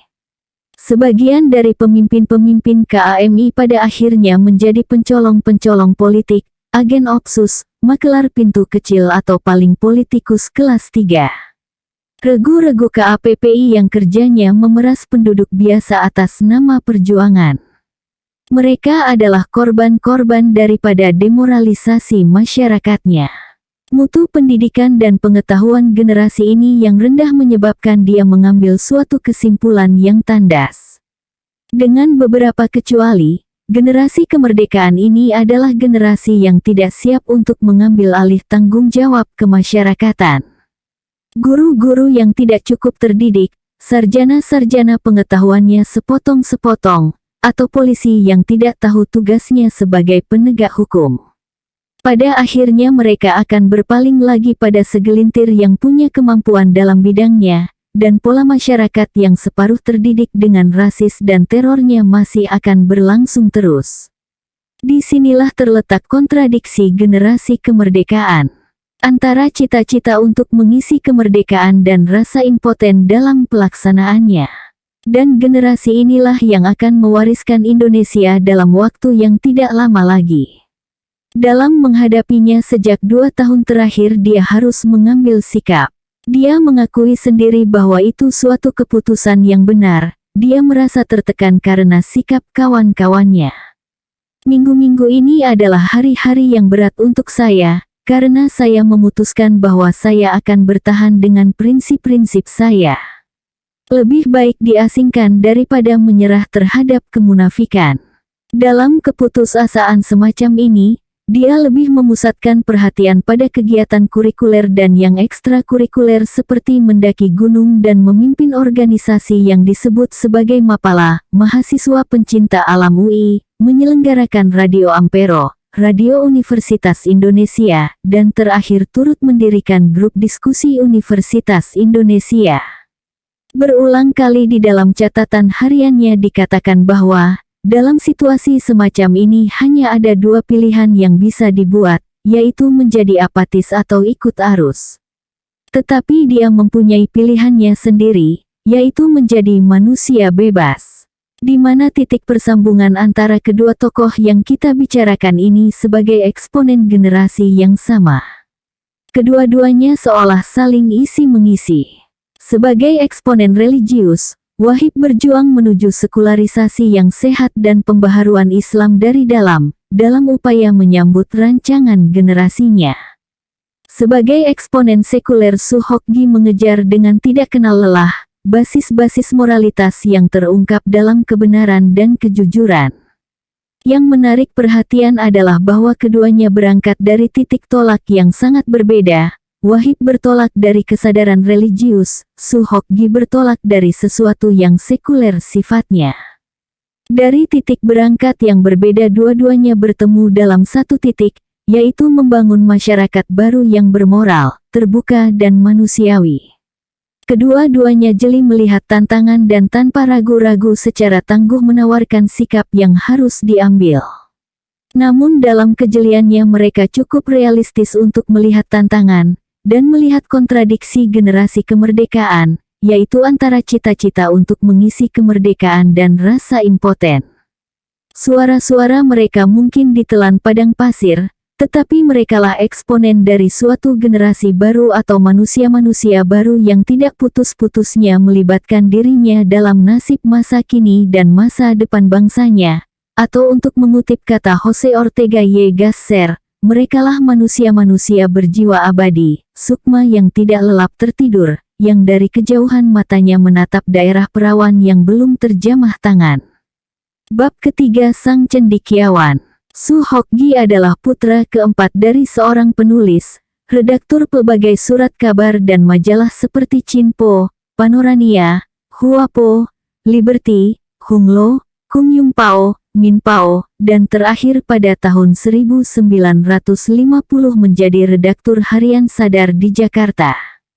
Namun ayahnya, Sulai Piet, bukan saja redaktur surat kabar, tapi juga seorang penulis yang cukup subur. Produktivitasnya bisa dilihat dari hampir 10 buku yang pernah terbit dari tangannya, antara lain cerita roman dan penghidupan bidadari dari Telaga Toba tahun 1928, Ular yang Cantik tahun 1929, Jadi Pendita tahun 1934, Lejak tahun 1935, di mana adanya Allah tahun 1940, dan Gadis Kolot tahun 1941. Ayahnya seorang yang berminat besar dalam filsafat dan agama, dan sangat boleh jadi seorang yang sangat menaruh minat pada asimilasi keturunan Cina yang ditunjukkan dengan menggantikan namanya, sebelum semuanya menjadi mode, menjadi Salam Sutrawan. Begitulah serba sedikit riwayat hidup ayahnya yang bisa diduga memberikan andil yang tidak kecil bagi perkembangan anaknya kelak. Tentang lahirnya sendiri Su Hokgi tidak banyak menulis, hanya singkat saja ditulisnya, "Saya dilahirkan pada tanggal 17 Desember tahun 1942 ketika Perang Tengah berkecamuk di Pasifik. Pada umur 5 tahun masuk sekolah rakyat, Xinhua School, sebuah sekolah yang khusus bagi keturunan Cina, dan setelah lulus sekolah dasar memasuki SMP Strada, asuhan para brother Katolik, dan menghabiskan masa sekolah menengah atas di SMA Canisius Jakarta, sebuah sekolah yang termasuk yang terbaik untuk putra di Jakarta yang tidak banyak jumlahnya. Sebagai layaknya seorang remaja, Su Hokgi melepaskan sekolah menengah dengan penuh kenangan yang sangat besar. Bagi Su Hokgi masa ini adalah masa yang sangat berarti baginya, karena itu berbagai perasaan aneh menghantuinya. Semua kenangan-kenangan yang manis terbayang kembali. Dan aku sadar bahwa semuanya akan dan harus berlalu. Tetapi ada perasaan sayang akan kenangan-kenangan tadi. Aku seolah-olah takut menghadap ke muka dan berhadapan dengan masa kini, dan masa lampau terasa nikmatnya. Namun dia tidak tenggelam di dalam romantisme kenangan semacam itu. Dia berusaha melawan dengan mengutip salah satu ayat yang dihafalnya secara samar-samar dari Injil, kalau dia pernah membacanya, "Let the dead be dead, biarlah yang mati tetap mati." Bulan September tahun 1961, dia mengikuti tes masuk universitas. Dia ditolak dari Fakultas Psikologi, mungkin lebih-lebih karena dipilihnya sebagai cadangan, dan diterima di dua fakultas yaitu FKIP, Fakultas Keguruan dan Ilmu Pendidikan, dan diterima di Fakultas Sastra Universitas Indonesia jurusan Sejarah. Ketika dia memasuki Universitas Indonesia, maka universitas tersebut menjadi ajang pertarungan intelektual bagi yang mendukung serta membela Soekarno dan yang menentang Soekarno. Dan dalam universitas tersebut bermukim tokoh-tokoh yang kadang-kadang dengan gigih menentang Soekarno seperti Profesor Dr. Sumitro Joyo Hadikusumo dan anak buahnya. Dan sebagaimana galibnya pada universitas pada tahun-tahun 1960-an menjadi mahasiswa serta-merta disusul oleh penerimaan orang ke dalam organisasi mahasiswa yang menurut kosakata politik mahasiswa sering disebut sebagai organisasi ekstra universiter, seperti HMI, GMNI dan CGMI. Su Hokgi adalah yang sama sekali tidak berminat memasuki organisasi yang berbau agama apapun, dan karena itu dia menjadi anggota Gemsos Gerakan Mahasiswa Sosialis, mungkin suatu tradisi seorang yang diwarisi dari pihak ayahnya, yang meskipun tidak menganut suatu ideologi jelas dan memilih partai yang jelas, tetapi mengidentifikasikan dirinya dengan kelompok Partai Sosialis Indonesia, pimpinan Sultan Sejahrir. Mungkin sejak dia belajar di Universitas Indonesia, dan suasana yang dialaminya di dalam universitas tersebutlah menyebabkan Su Hokgi secara sangat sadar, atau makin lama makin sadar mengambil posisinya sebagai seorang intelektual serta cendekiawan. Kemudian, memang hampir semua yang menulis tentang dia tidak melepaskan gelar itu, yaitu gelar cendekiawan dan intelektual yang seolah-olah sudah melekat pada dirinya. Tetapi mari kita tinggalkan sebentar gelar ini. Kesadaran akan penamaan dan mendasarkan seluruh perbuatan atasnya adalah satu hal. Tetapi proses yang membuatnya adalah suatu hal lain lagi. Di atas telah kita kemukakan betapa dahsyat proklamasi Su Hokgi terhadap generasi sebelumnya. Tetapi hal itu bukanlah yang pertama kalinya di dalam riwayat hidup Hokgi. Atau untuk tepatnya bukan disitulah pengalamannya yang pertama dengan kekuasaan, meski Soekarno tentu saja adalah Polrestas in persona, kekuasaan yang menjelma menjadi tubuh dalam darah dan daging pada pribadi Bung Karno. Semuanya berawal pada umurnya yang masih sangat muda, yaitu pada tanggal 4 Maret tahun 1957. Pada waktu itu Suhokgi masih berumur 14 tahun lebih 3 bulan dan berada di kelas 2 SMP Strada. Peristiwa itu terjadi ketika seorang guru SMP seenaknya menurunkan nilai ujian di sekolahnya. Bagi ilmu bumi yang seharusnya diperoleh nilai 8, diturunkan menjadi 5. Menurut Hokgi hal itu tidak mungkin karena dia sadar bahwa dia terhitung sebagai seorang murid yang nomor 3 paling pandai di dalam kelasnya, dan dia yakin bahwa kalau dalam mata pelajaran lain ada orang lain yang lebih pandai daripadanya, maka dalam ilmu bumi dia merasa bahwa dialah yang terpandai. Tetapi ketika dia tahu bahwa gurunya secara sewenang-wenangnya menurunkan nilai ujiannya, maka dia menggoreskan kata-kata berikut ini di dalam catatan hariannya. Hari ini adalah hari ketika dendam mulai membatu, dendam yang disimpan, lalu turun ke hati, mengeras sebagai batu. Begitu ekspresif, begitu puitik. Kata-kata yang menerjang tulang-tulang untuk berhenti di dalam sumsum dendamnya dendam. Kita tidak perlu menjadi seorang yang terlalu ahli dalam bidang psikoanalisa untuk memahami posisi Suhokgi yang begitu kuat memberikan reaksi kepada kesewenang-wenangan tersebut. Dan masih beberapa kali lagi dia menggoreskan kata-katanya tentang gurunya di sekolah menengah. Dia melihat temannya yang disewenang-wenangi gurunya, maka di dalam hati dia selalu bergumam, kalau saya lawan dia. Dan ketika dia menginjak kelas 3 di SMP Strada, tentang guru-gurunya dia menggoreskan kesimpulan tandas, memang guru-guru sekolah Katolik semuanya diktator. Namun mungkin karena awaknya yang kecil dan tidak pernah besar, meskipun dia sudah besar dan dewasa kata-kata itu hanya ditelannya dan yang ditelannya adalah dendam yang dia sendiri buat keras, semakin keras dan keras membatu. Dalam perjalanan hidupnya, dendam yang kelak tercermin di dalam sikap hidup terhadap otoritas itulah yang setiap kali kembali mencuat dan kadang-kadang membersit keras dalam ketiadaan toleransi terhadap pemakai kekuasaan. Terhadap siapapun orangnya, baik kekuasaan dalam skala kecil di lingkungan teman-temannya maupun kekuasaan dalam skala besar di lingkar negara, baik secara vertikal terhadap yang lebih tinggi posisinya daripadanya sendiri, maupun secara horizontal terhadap teman-teman sebayanya, yaitu para pemimpin mahasiswa yang juga secara takabur mempergunakan kekuasaan dan kesewenang-wenangan dalam secuil pun kekuasaan yang berada dalam tangannya. Saya tidak mengatakan bahwa sikap dendam adalah intipatinya sikap kaum cendekiawan, atau benih yang melahirkan seorang cendekiawan. Yang mau saya katakan adalah sudah tumbuh suatu sikap melawan, sikap negasi, sikap untuk mengatakan tidak, kepada sekitar yang juga dalam analisa terakhir adalah sikap yang dianut para cendekiawan. Kalau dia harus memilih antara menyembah kekuasaan dan harkat dirinya, maka negasilah yang akan dipilihnya. Dan itu begitu dekat dengan rumusan peran atau tugas cendekiawan, yang oleh seorang ahli sosiologi Jerman disebut sebagai kritik terhadap kekuasaan yang tidak jemu-jemunya, dan yang dari saat ke saat menjaga agar pohon kekuasaan tidak bakal bertumbuh mencakar langit.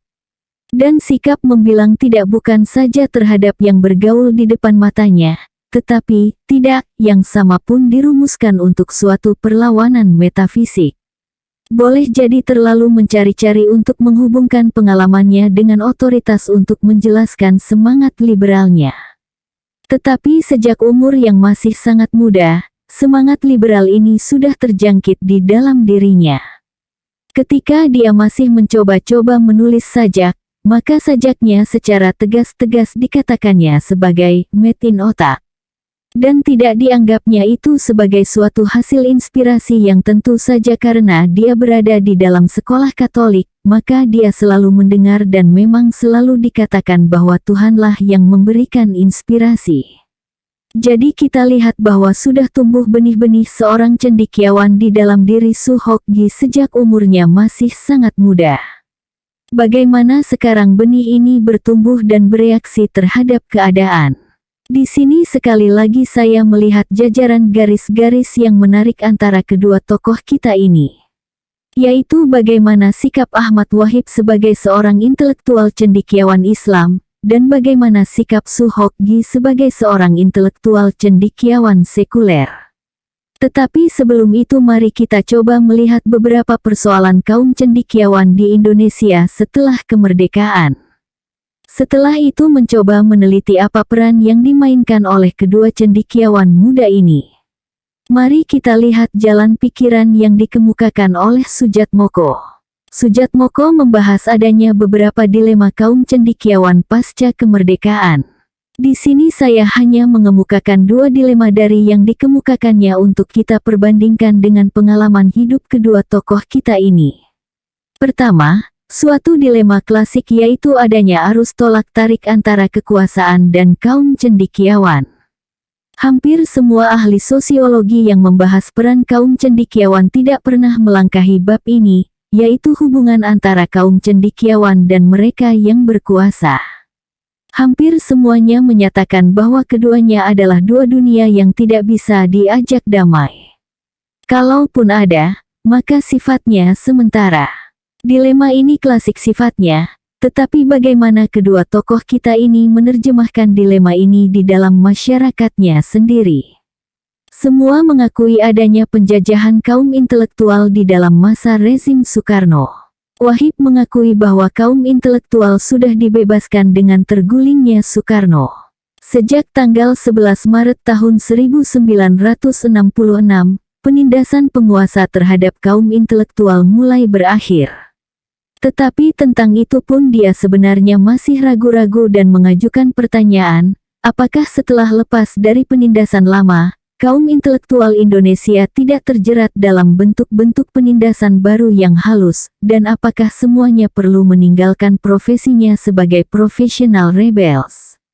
Namun keraguan ini sebenarnya hanyalah suatu keraguan metodis, karena dalam perjalanan waktu dia pun menyaksikan bahwa kebebasan, atau sesuatu yang disebut kebebasan itu hanya mungkin ketika medan telah dibersihkan oleh angkatan muda, mahasiswa dan tentara. Sekarang kebanyakan intelektual telah menjadi teknokrat alias sekrup-sekrup dalam roda pemerintahan. Kaum intelektual pada gilirannya dipergunakan lagi oleh pemerintah untuk membela belitnya atau sebagai solidarity maker. Ternyatalah, pemerintahan memang berusaha memagari dirinya dengan argumentasi intelektual. Masuknya kaum cendekiawan terlalu banyak di dalam roda pemerintahan telah membuat masyarakat Indonesia kehilangan pemikiran-pemikiran besar. Karena itu dia membela adanya segolongan cendekiawan bebas, yang disebutnya sebagai freelance intelijen yang bebas dari kepentingan dan penanaman kepentingan. Pilihan itu diberikan dengan kesadaran bahwa politik dan pembangunan politik di Indonesia dipegang sepenuh-penuhnya oleh angkatan bersenjata dan golongan karya dipandang sedikit oleh partai politik dan intelektual bebas. Menurut pertimbangannya, pembangunan politik hanya bisa digerakkan dari dua sudut, yakni dari pemerintahan kekuasaan efektif, dan dari luar pemerintahan kekuasaan kontrol atau oposisi. Karena itu kita kaum intelektual perlu membina suatu moral movement yang radikal, dinamis dan puritan di kalangan intelektual bebas, seniman, mahasiswa, dosen, para ahli yang mempunyai sasaran kontrol pemerintah, di samping kekuatan-kekuatan masyarakat sendiri, agar jangan sampai kekuasaan ABRI dan Golkar menjadi absolut. Namun kalau sekiranya kita membicarakan masalah dilema kekuasaan dalam diri Su Hokgi, maka ada dua hal yang harus diperhatikan. Pertama, sikapnya terhadap suatu rezim yang sedang berkuasa. Kedua, sikapnya sendiri terhadap cara bagaimana menghadapi rezim tersebut. Yang pertama mungkin semata-mata berhubungan dengan sikap mendukung atau tidak mendukung suatu rezim, sedangkan yang kedua lebih-lebih menyangkut pilihan tentang metode-metode menghadapinya. Kalau dalam hal pertama menyangkut masalah atau pilihan melibatkan diri di dalam atau di luar rezim, maka yang kedua lebih-lebih menyangkut sikap terhadap pemakaian kekuatan untuk melawan kekuatan, memakai kekerasan untuk melawan kekerasan. Dengan demikian, kalau kita berbicara tentang ditema kekuasaan, maka gabungan dari kedua pengertian inilah atau salah satunya yang kita maksudkan. Bagaimana pandangan Su Hokgi tentang hal itu? Sebenarnya sikap Su Hokgi tentang keterlibatan seorang cendekiawan di dalam kekuasaan tidak terlalu jelas. Atau untuk merumuskannya secara lebih tajam, Su Hokgi sebenarnya menolak kekuasaan. Hal ini bisa dilacak dalam beberapa tempat di mana dia sendiri mengatakan bahwa perjuangan moral yang terakhir adalah untuk menghabiskan kekuasaan. Dengan kata lain, kekuasaan adalah antipode dari moralitas. Dengan demikian secara prinsipil dia memilih untuk berada di luar lingkaran kekuasaan. Namun ketika menentukan sikap dalam hubungan dengan masalah kedua tidak jelas posisinya. Untuk melacaknya bisa kita susuri perjalanan intelektual Su Hokgi dalam hubungannya dengan kekuasaan. Perjalanan intelektualnya bisa kita bagi dalam dua jalur yang berbeda. Pertama, yaitu perjalanan intelektualnya di dalam rezim Soekarno.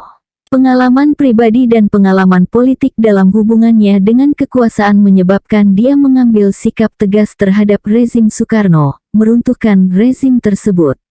Begitu bertentangan kekuasaan, dalam arti rezim Soekarno, dan moralitas sehingga ketika diberikan kesempatan menjumpai Soekarno in persona untuk pertama kalinya pada tahun 1963, dia sama sekali tidak percaya bahwa orang semacam itu bisa memimpin negara, bukan dalam arti kemampuan, tetapi legitimasi moral baginya yang dalam kata-katanya dikatakan, kesanku hanya satu. Aku tidak bisa percaya dia sebagai pemimpin negara, karena dia begitu immoral. Namun kekuasaan tidak dapat dilawan hanya dengan keyakinan moral. Atau sekurang-kurangnya keyakinan moral tidak pernah menjadi suatu cause efficiens untuk meruntuhkan kekuasaan itu sendiri. Karena itu Su Hokgi sebenarnya tidak ragu-ragu untuk mengambil jalur kekuasaan, juga untuk mewujudkan keinginan anti kekuasaan tersebut. Maka dia memutuskan untuk memecahkan dilemanya tentang kekuasaan itu dengan benar-benar melibatkan dirinya ke dalam suatu pergerakan bawah tanah yang sampai sekarang tidak banyak diketahui orang. Namun untuk mengetahui di mana tempat dan peran Su Hokgi, tidak terelakkan bagi kita untuk mengambil jalan putar. Asal muasal semuanya tidak terlepas dan merupakan kelanjutan dari persoalan-persoalan politik tahun 1950-an. Ketika Kabinet Burhanuddin Harahap mengganti Kabinet Ali I, dan pada tanggal 12 Agustus 1955, mulai memerintah terjadi pembersihan besar-besaran terhadap tokoh-tokoh dalam Kabinet Ali yang dicurigai melakukan tindak korupsi. Tetapi ketika Burhanuddin Harahap menyerahkan kembali mandat pada tanggal 3 Maret tahun 1956, maka tuduhan yang sama dilontarkan kaum oposisi terhadap anggota Kabinet Harahap. Suasana jegal-menjegal itu dipelopori oleh PNI dan PKI, politik ibu kota tidak aman. Disusul pula oleh tindakan-tindakan di daerah yang tidak mempedulikan pusat, misalnya dengan penyelundupan besar-besaran di Sumatera dan Sulawesi dan hasilnya tidak dilaporkan dan bukan untuk mengisi kas pusat.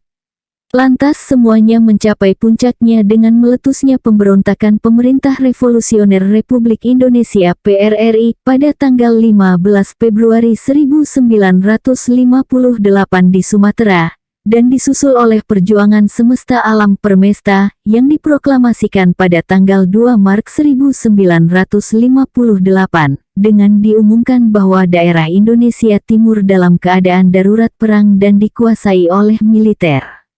Profesor Sumitro Joyo Hadikusumo yang menjadi Menteri Keuangan pada Kabinet Burhanuddin Harahap menjadi incaran politik kaum oposisi yang ingin membalas dendam.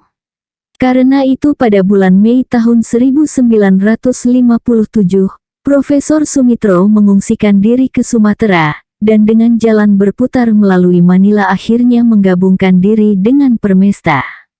Kita tidak perlu terlalu berpanjang lebar tentang pemberontakan itu, Tetapi dalam perjalanan waktu akhirnya tiba pada suatu saat ketika PRRI di Sumatera mengajukan penawaran kepada Permesta untuk bersama-sama membangun suatu republik baru, yaitu Republik Persatuan Indonesia yang berpemerintahan federal dengan setiap negara bagian menentukan dasar negara dan agamanya sendiri-sendiri. Tawaran ini diberikan oleh Presiden PRRI, Syafruddin Prawiranegara. Usulan ini memecah belah pihak Permesta, antara yang setuju dan yang tidak setuju.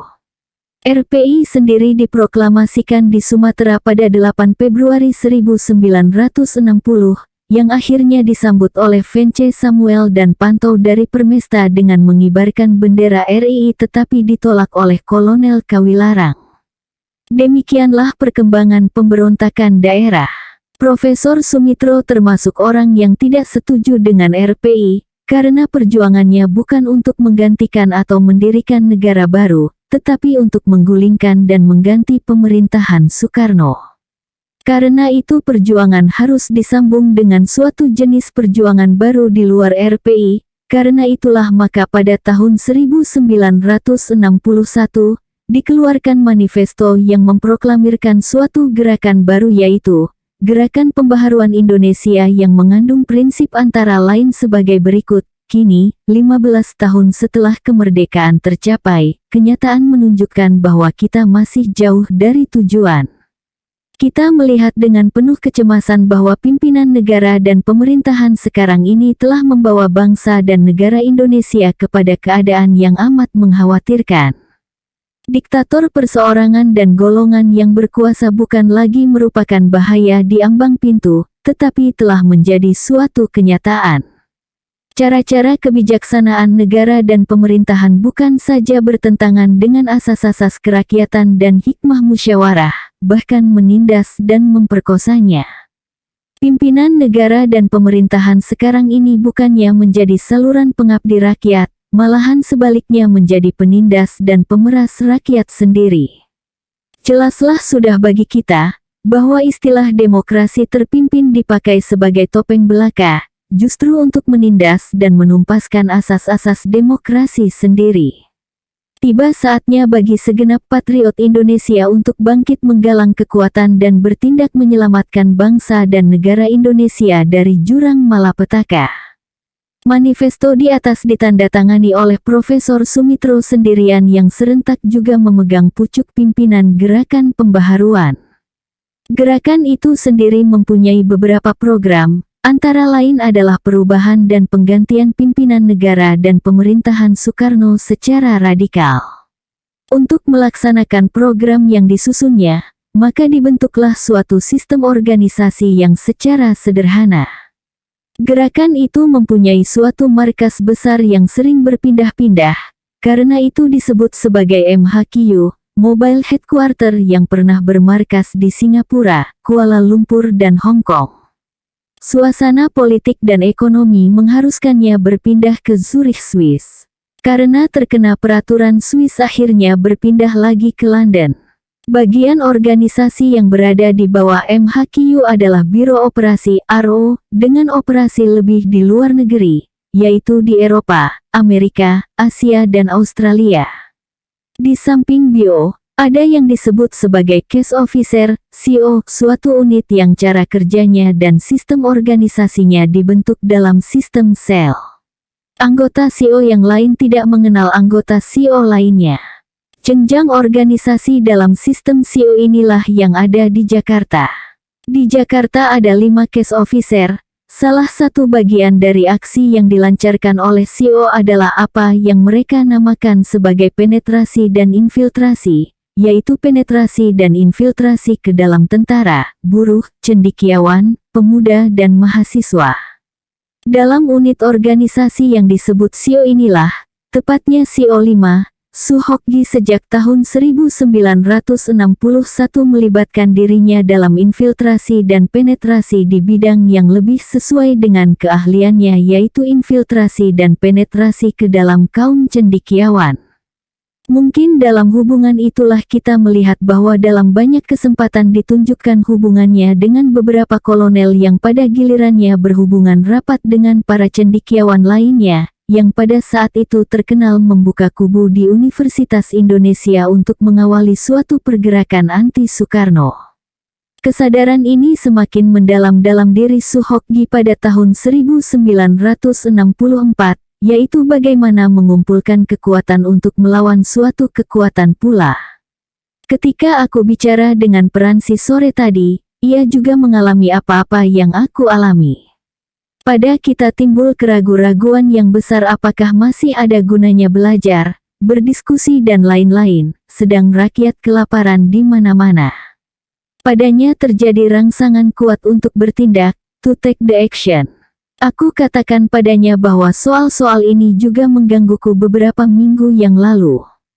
Yang penting ialah mendapatkan kekuatan yang perlu, sebab jika kita tidak memelihara kekuatan dan hanya studi terus, kita akan disapu bersih oleh grup lawan. Aku telah menerima prinsip-prinsip Sujono, bahwa kini kita harus secara real menyusun kekuatan. Dalam politik tidak ada moral. Bagiku sendiri politik adalah barang yang paling kotor, lampu-lampu yang kotor. Tetapi suatu saat di mana kita tidak dapat menghindari diri lagi, maka terjunlah. Kadang-kadang saatnya tiba, seperti dalam revolusi dahulu. Dan jika sekiranya saatnya sudah sampai, aku akan ke lumpur ini. Dengan demikian secara cukup jelas kelihatan sikap yang dirumuskannya bagi dirinya sendiri, yaitu mendapatkan kekuatan politik, secara real menyusun kekuatan politik, dan setelah itu terjun ke dalam politik.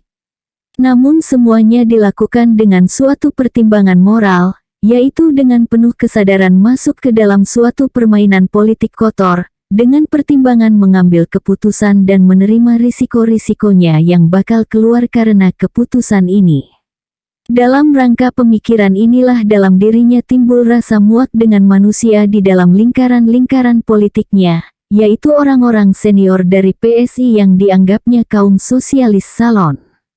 Sosialisme mereka adalah slogan-slogan dan lip service saja.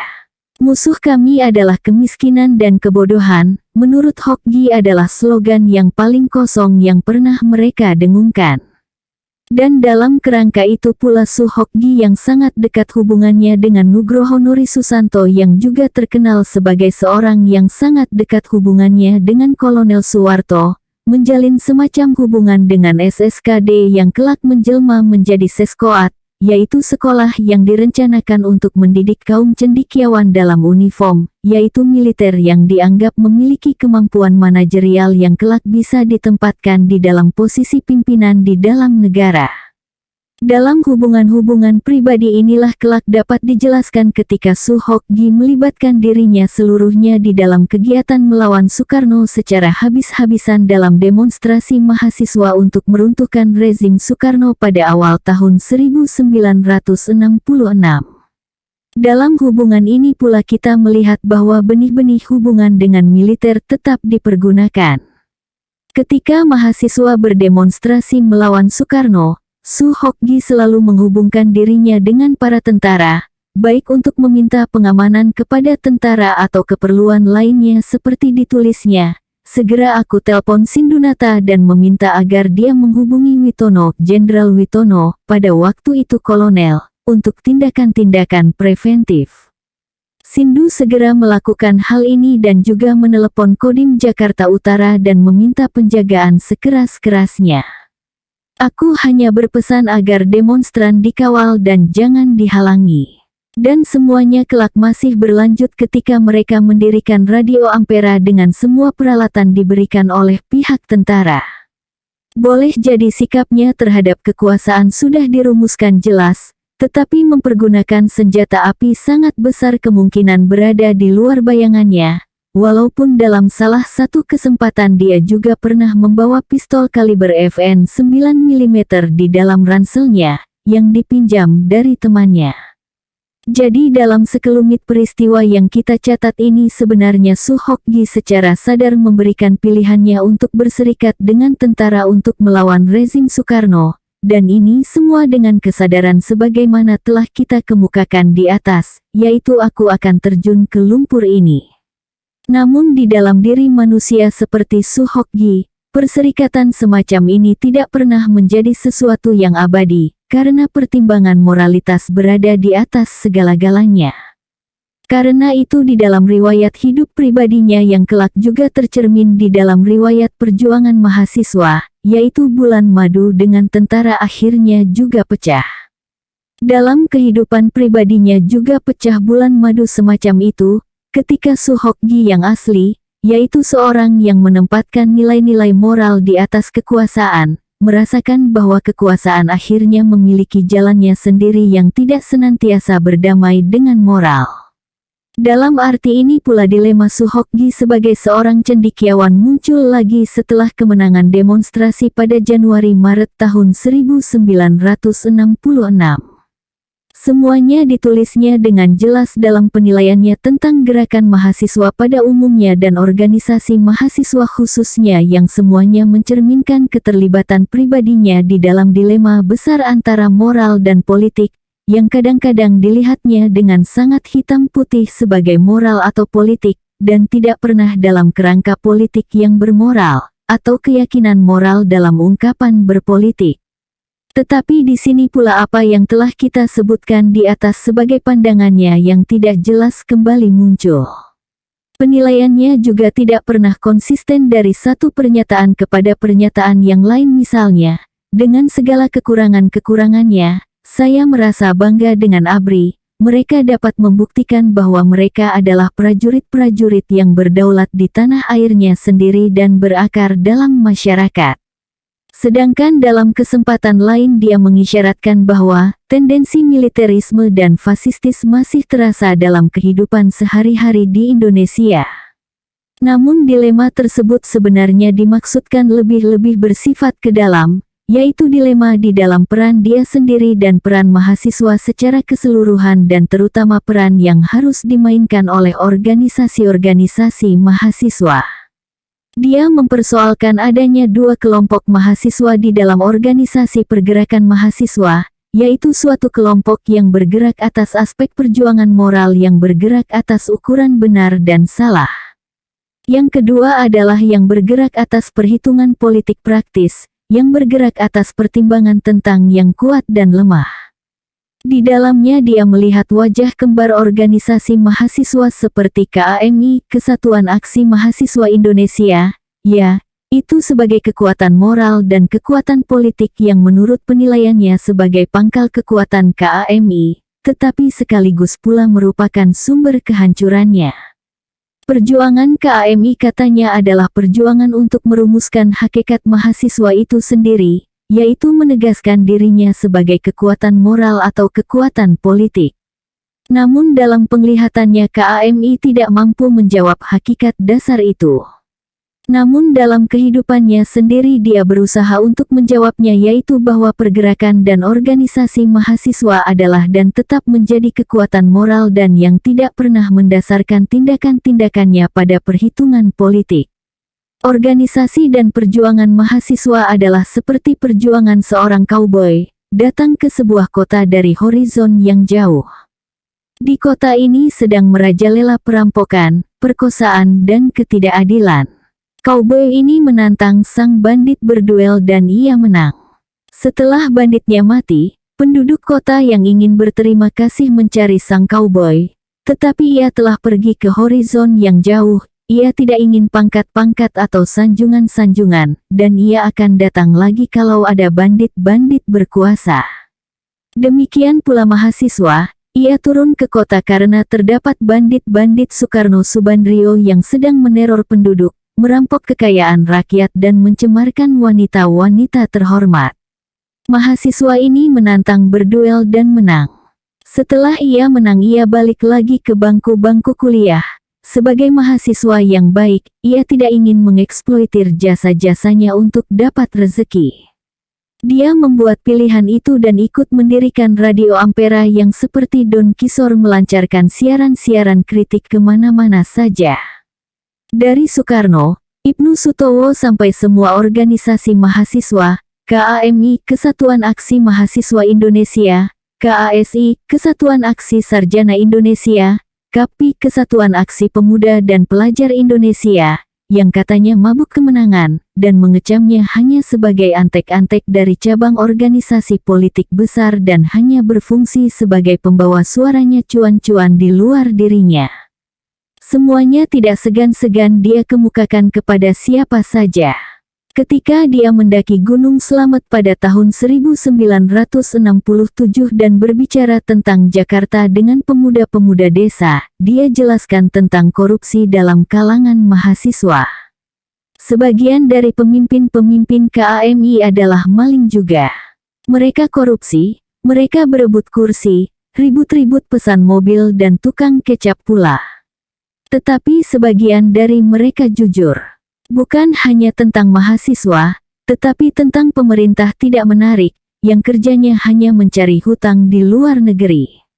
Demikian dia kembali menjadi profesional rebel dan eternal oppositionis.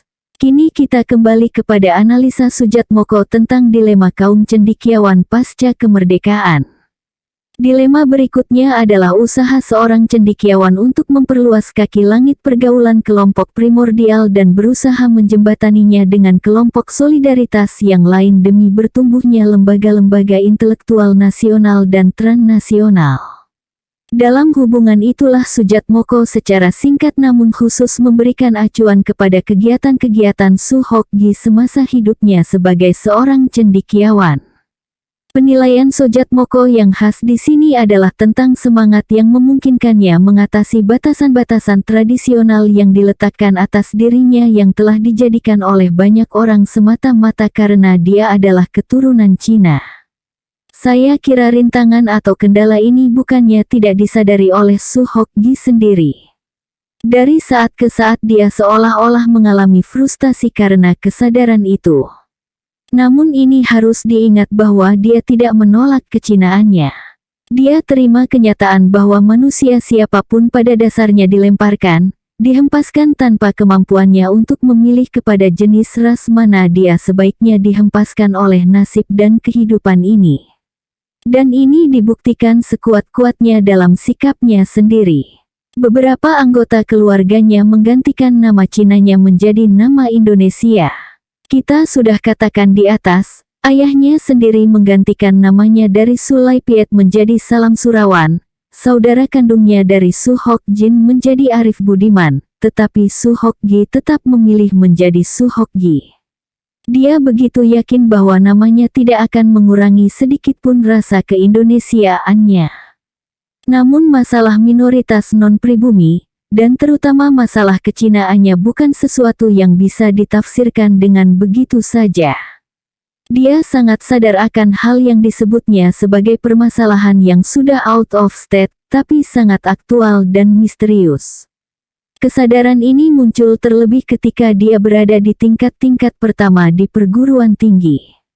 Yang dipersoalkan di sana adalah sebuah mitos, yang bisa juga kita katakan bersama Suhokgi, yang sudah usang tapi sangat aktual dan terlebih-lebih misterius. Yang dipersoalkan adalah mengapa harus dia bersama seorang kawannya, seorang keturunan Cina yang terpandai dalam bahasa Inggris, dan mungkin juga dalam semua mata pelajaran. Meskipun dia menolak semua alasan rasialis yang menyebabkan keistimewaan itu, dia juga menolak determinisme ekonomis seseorang dalam menentukan prestasinya.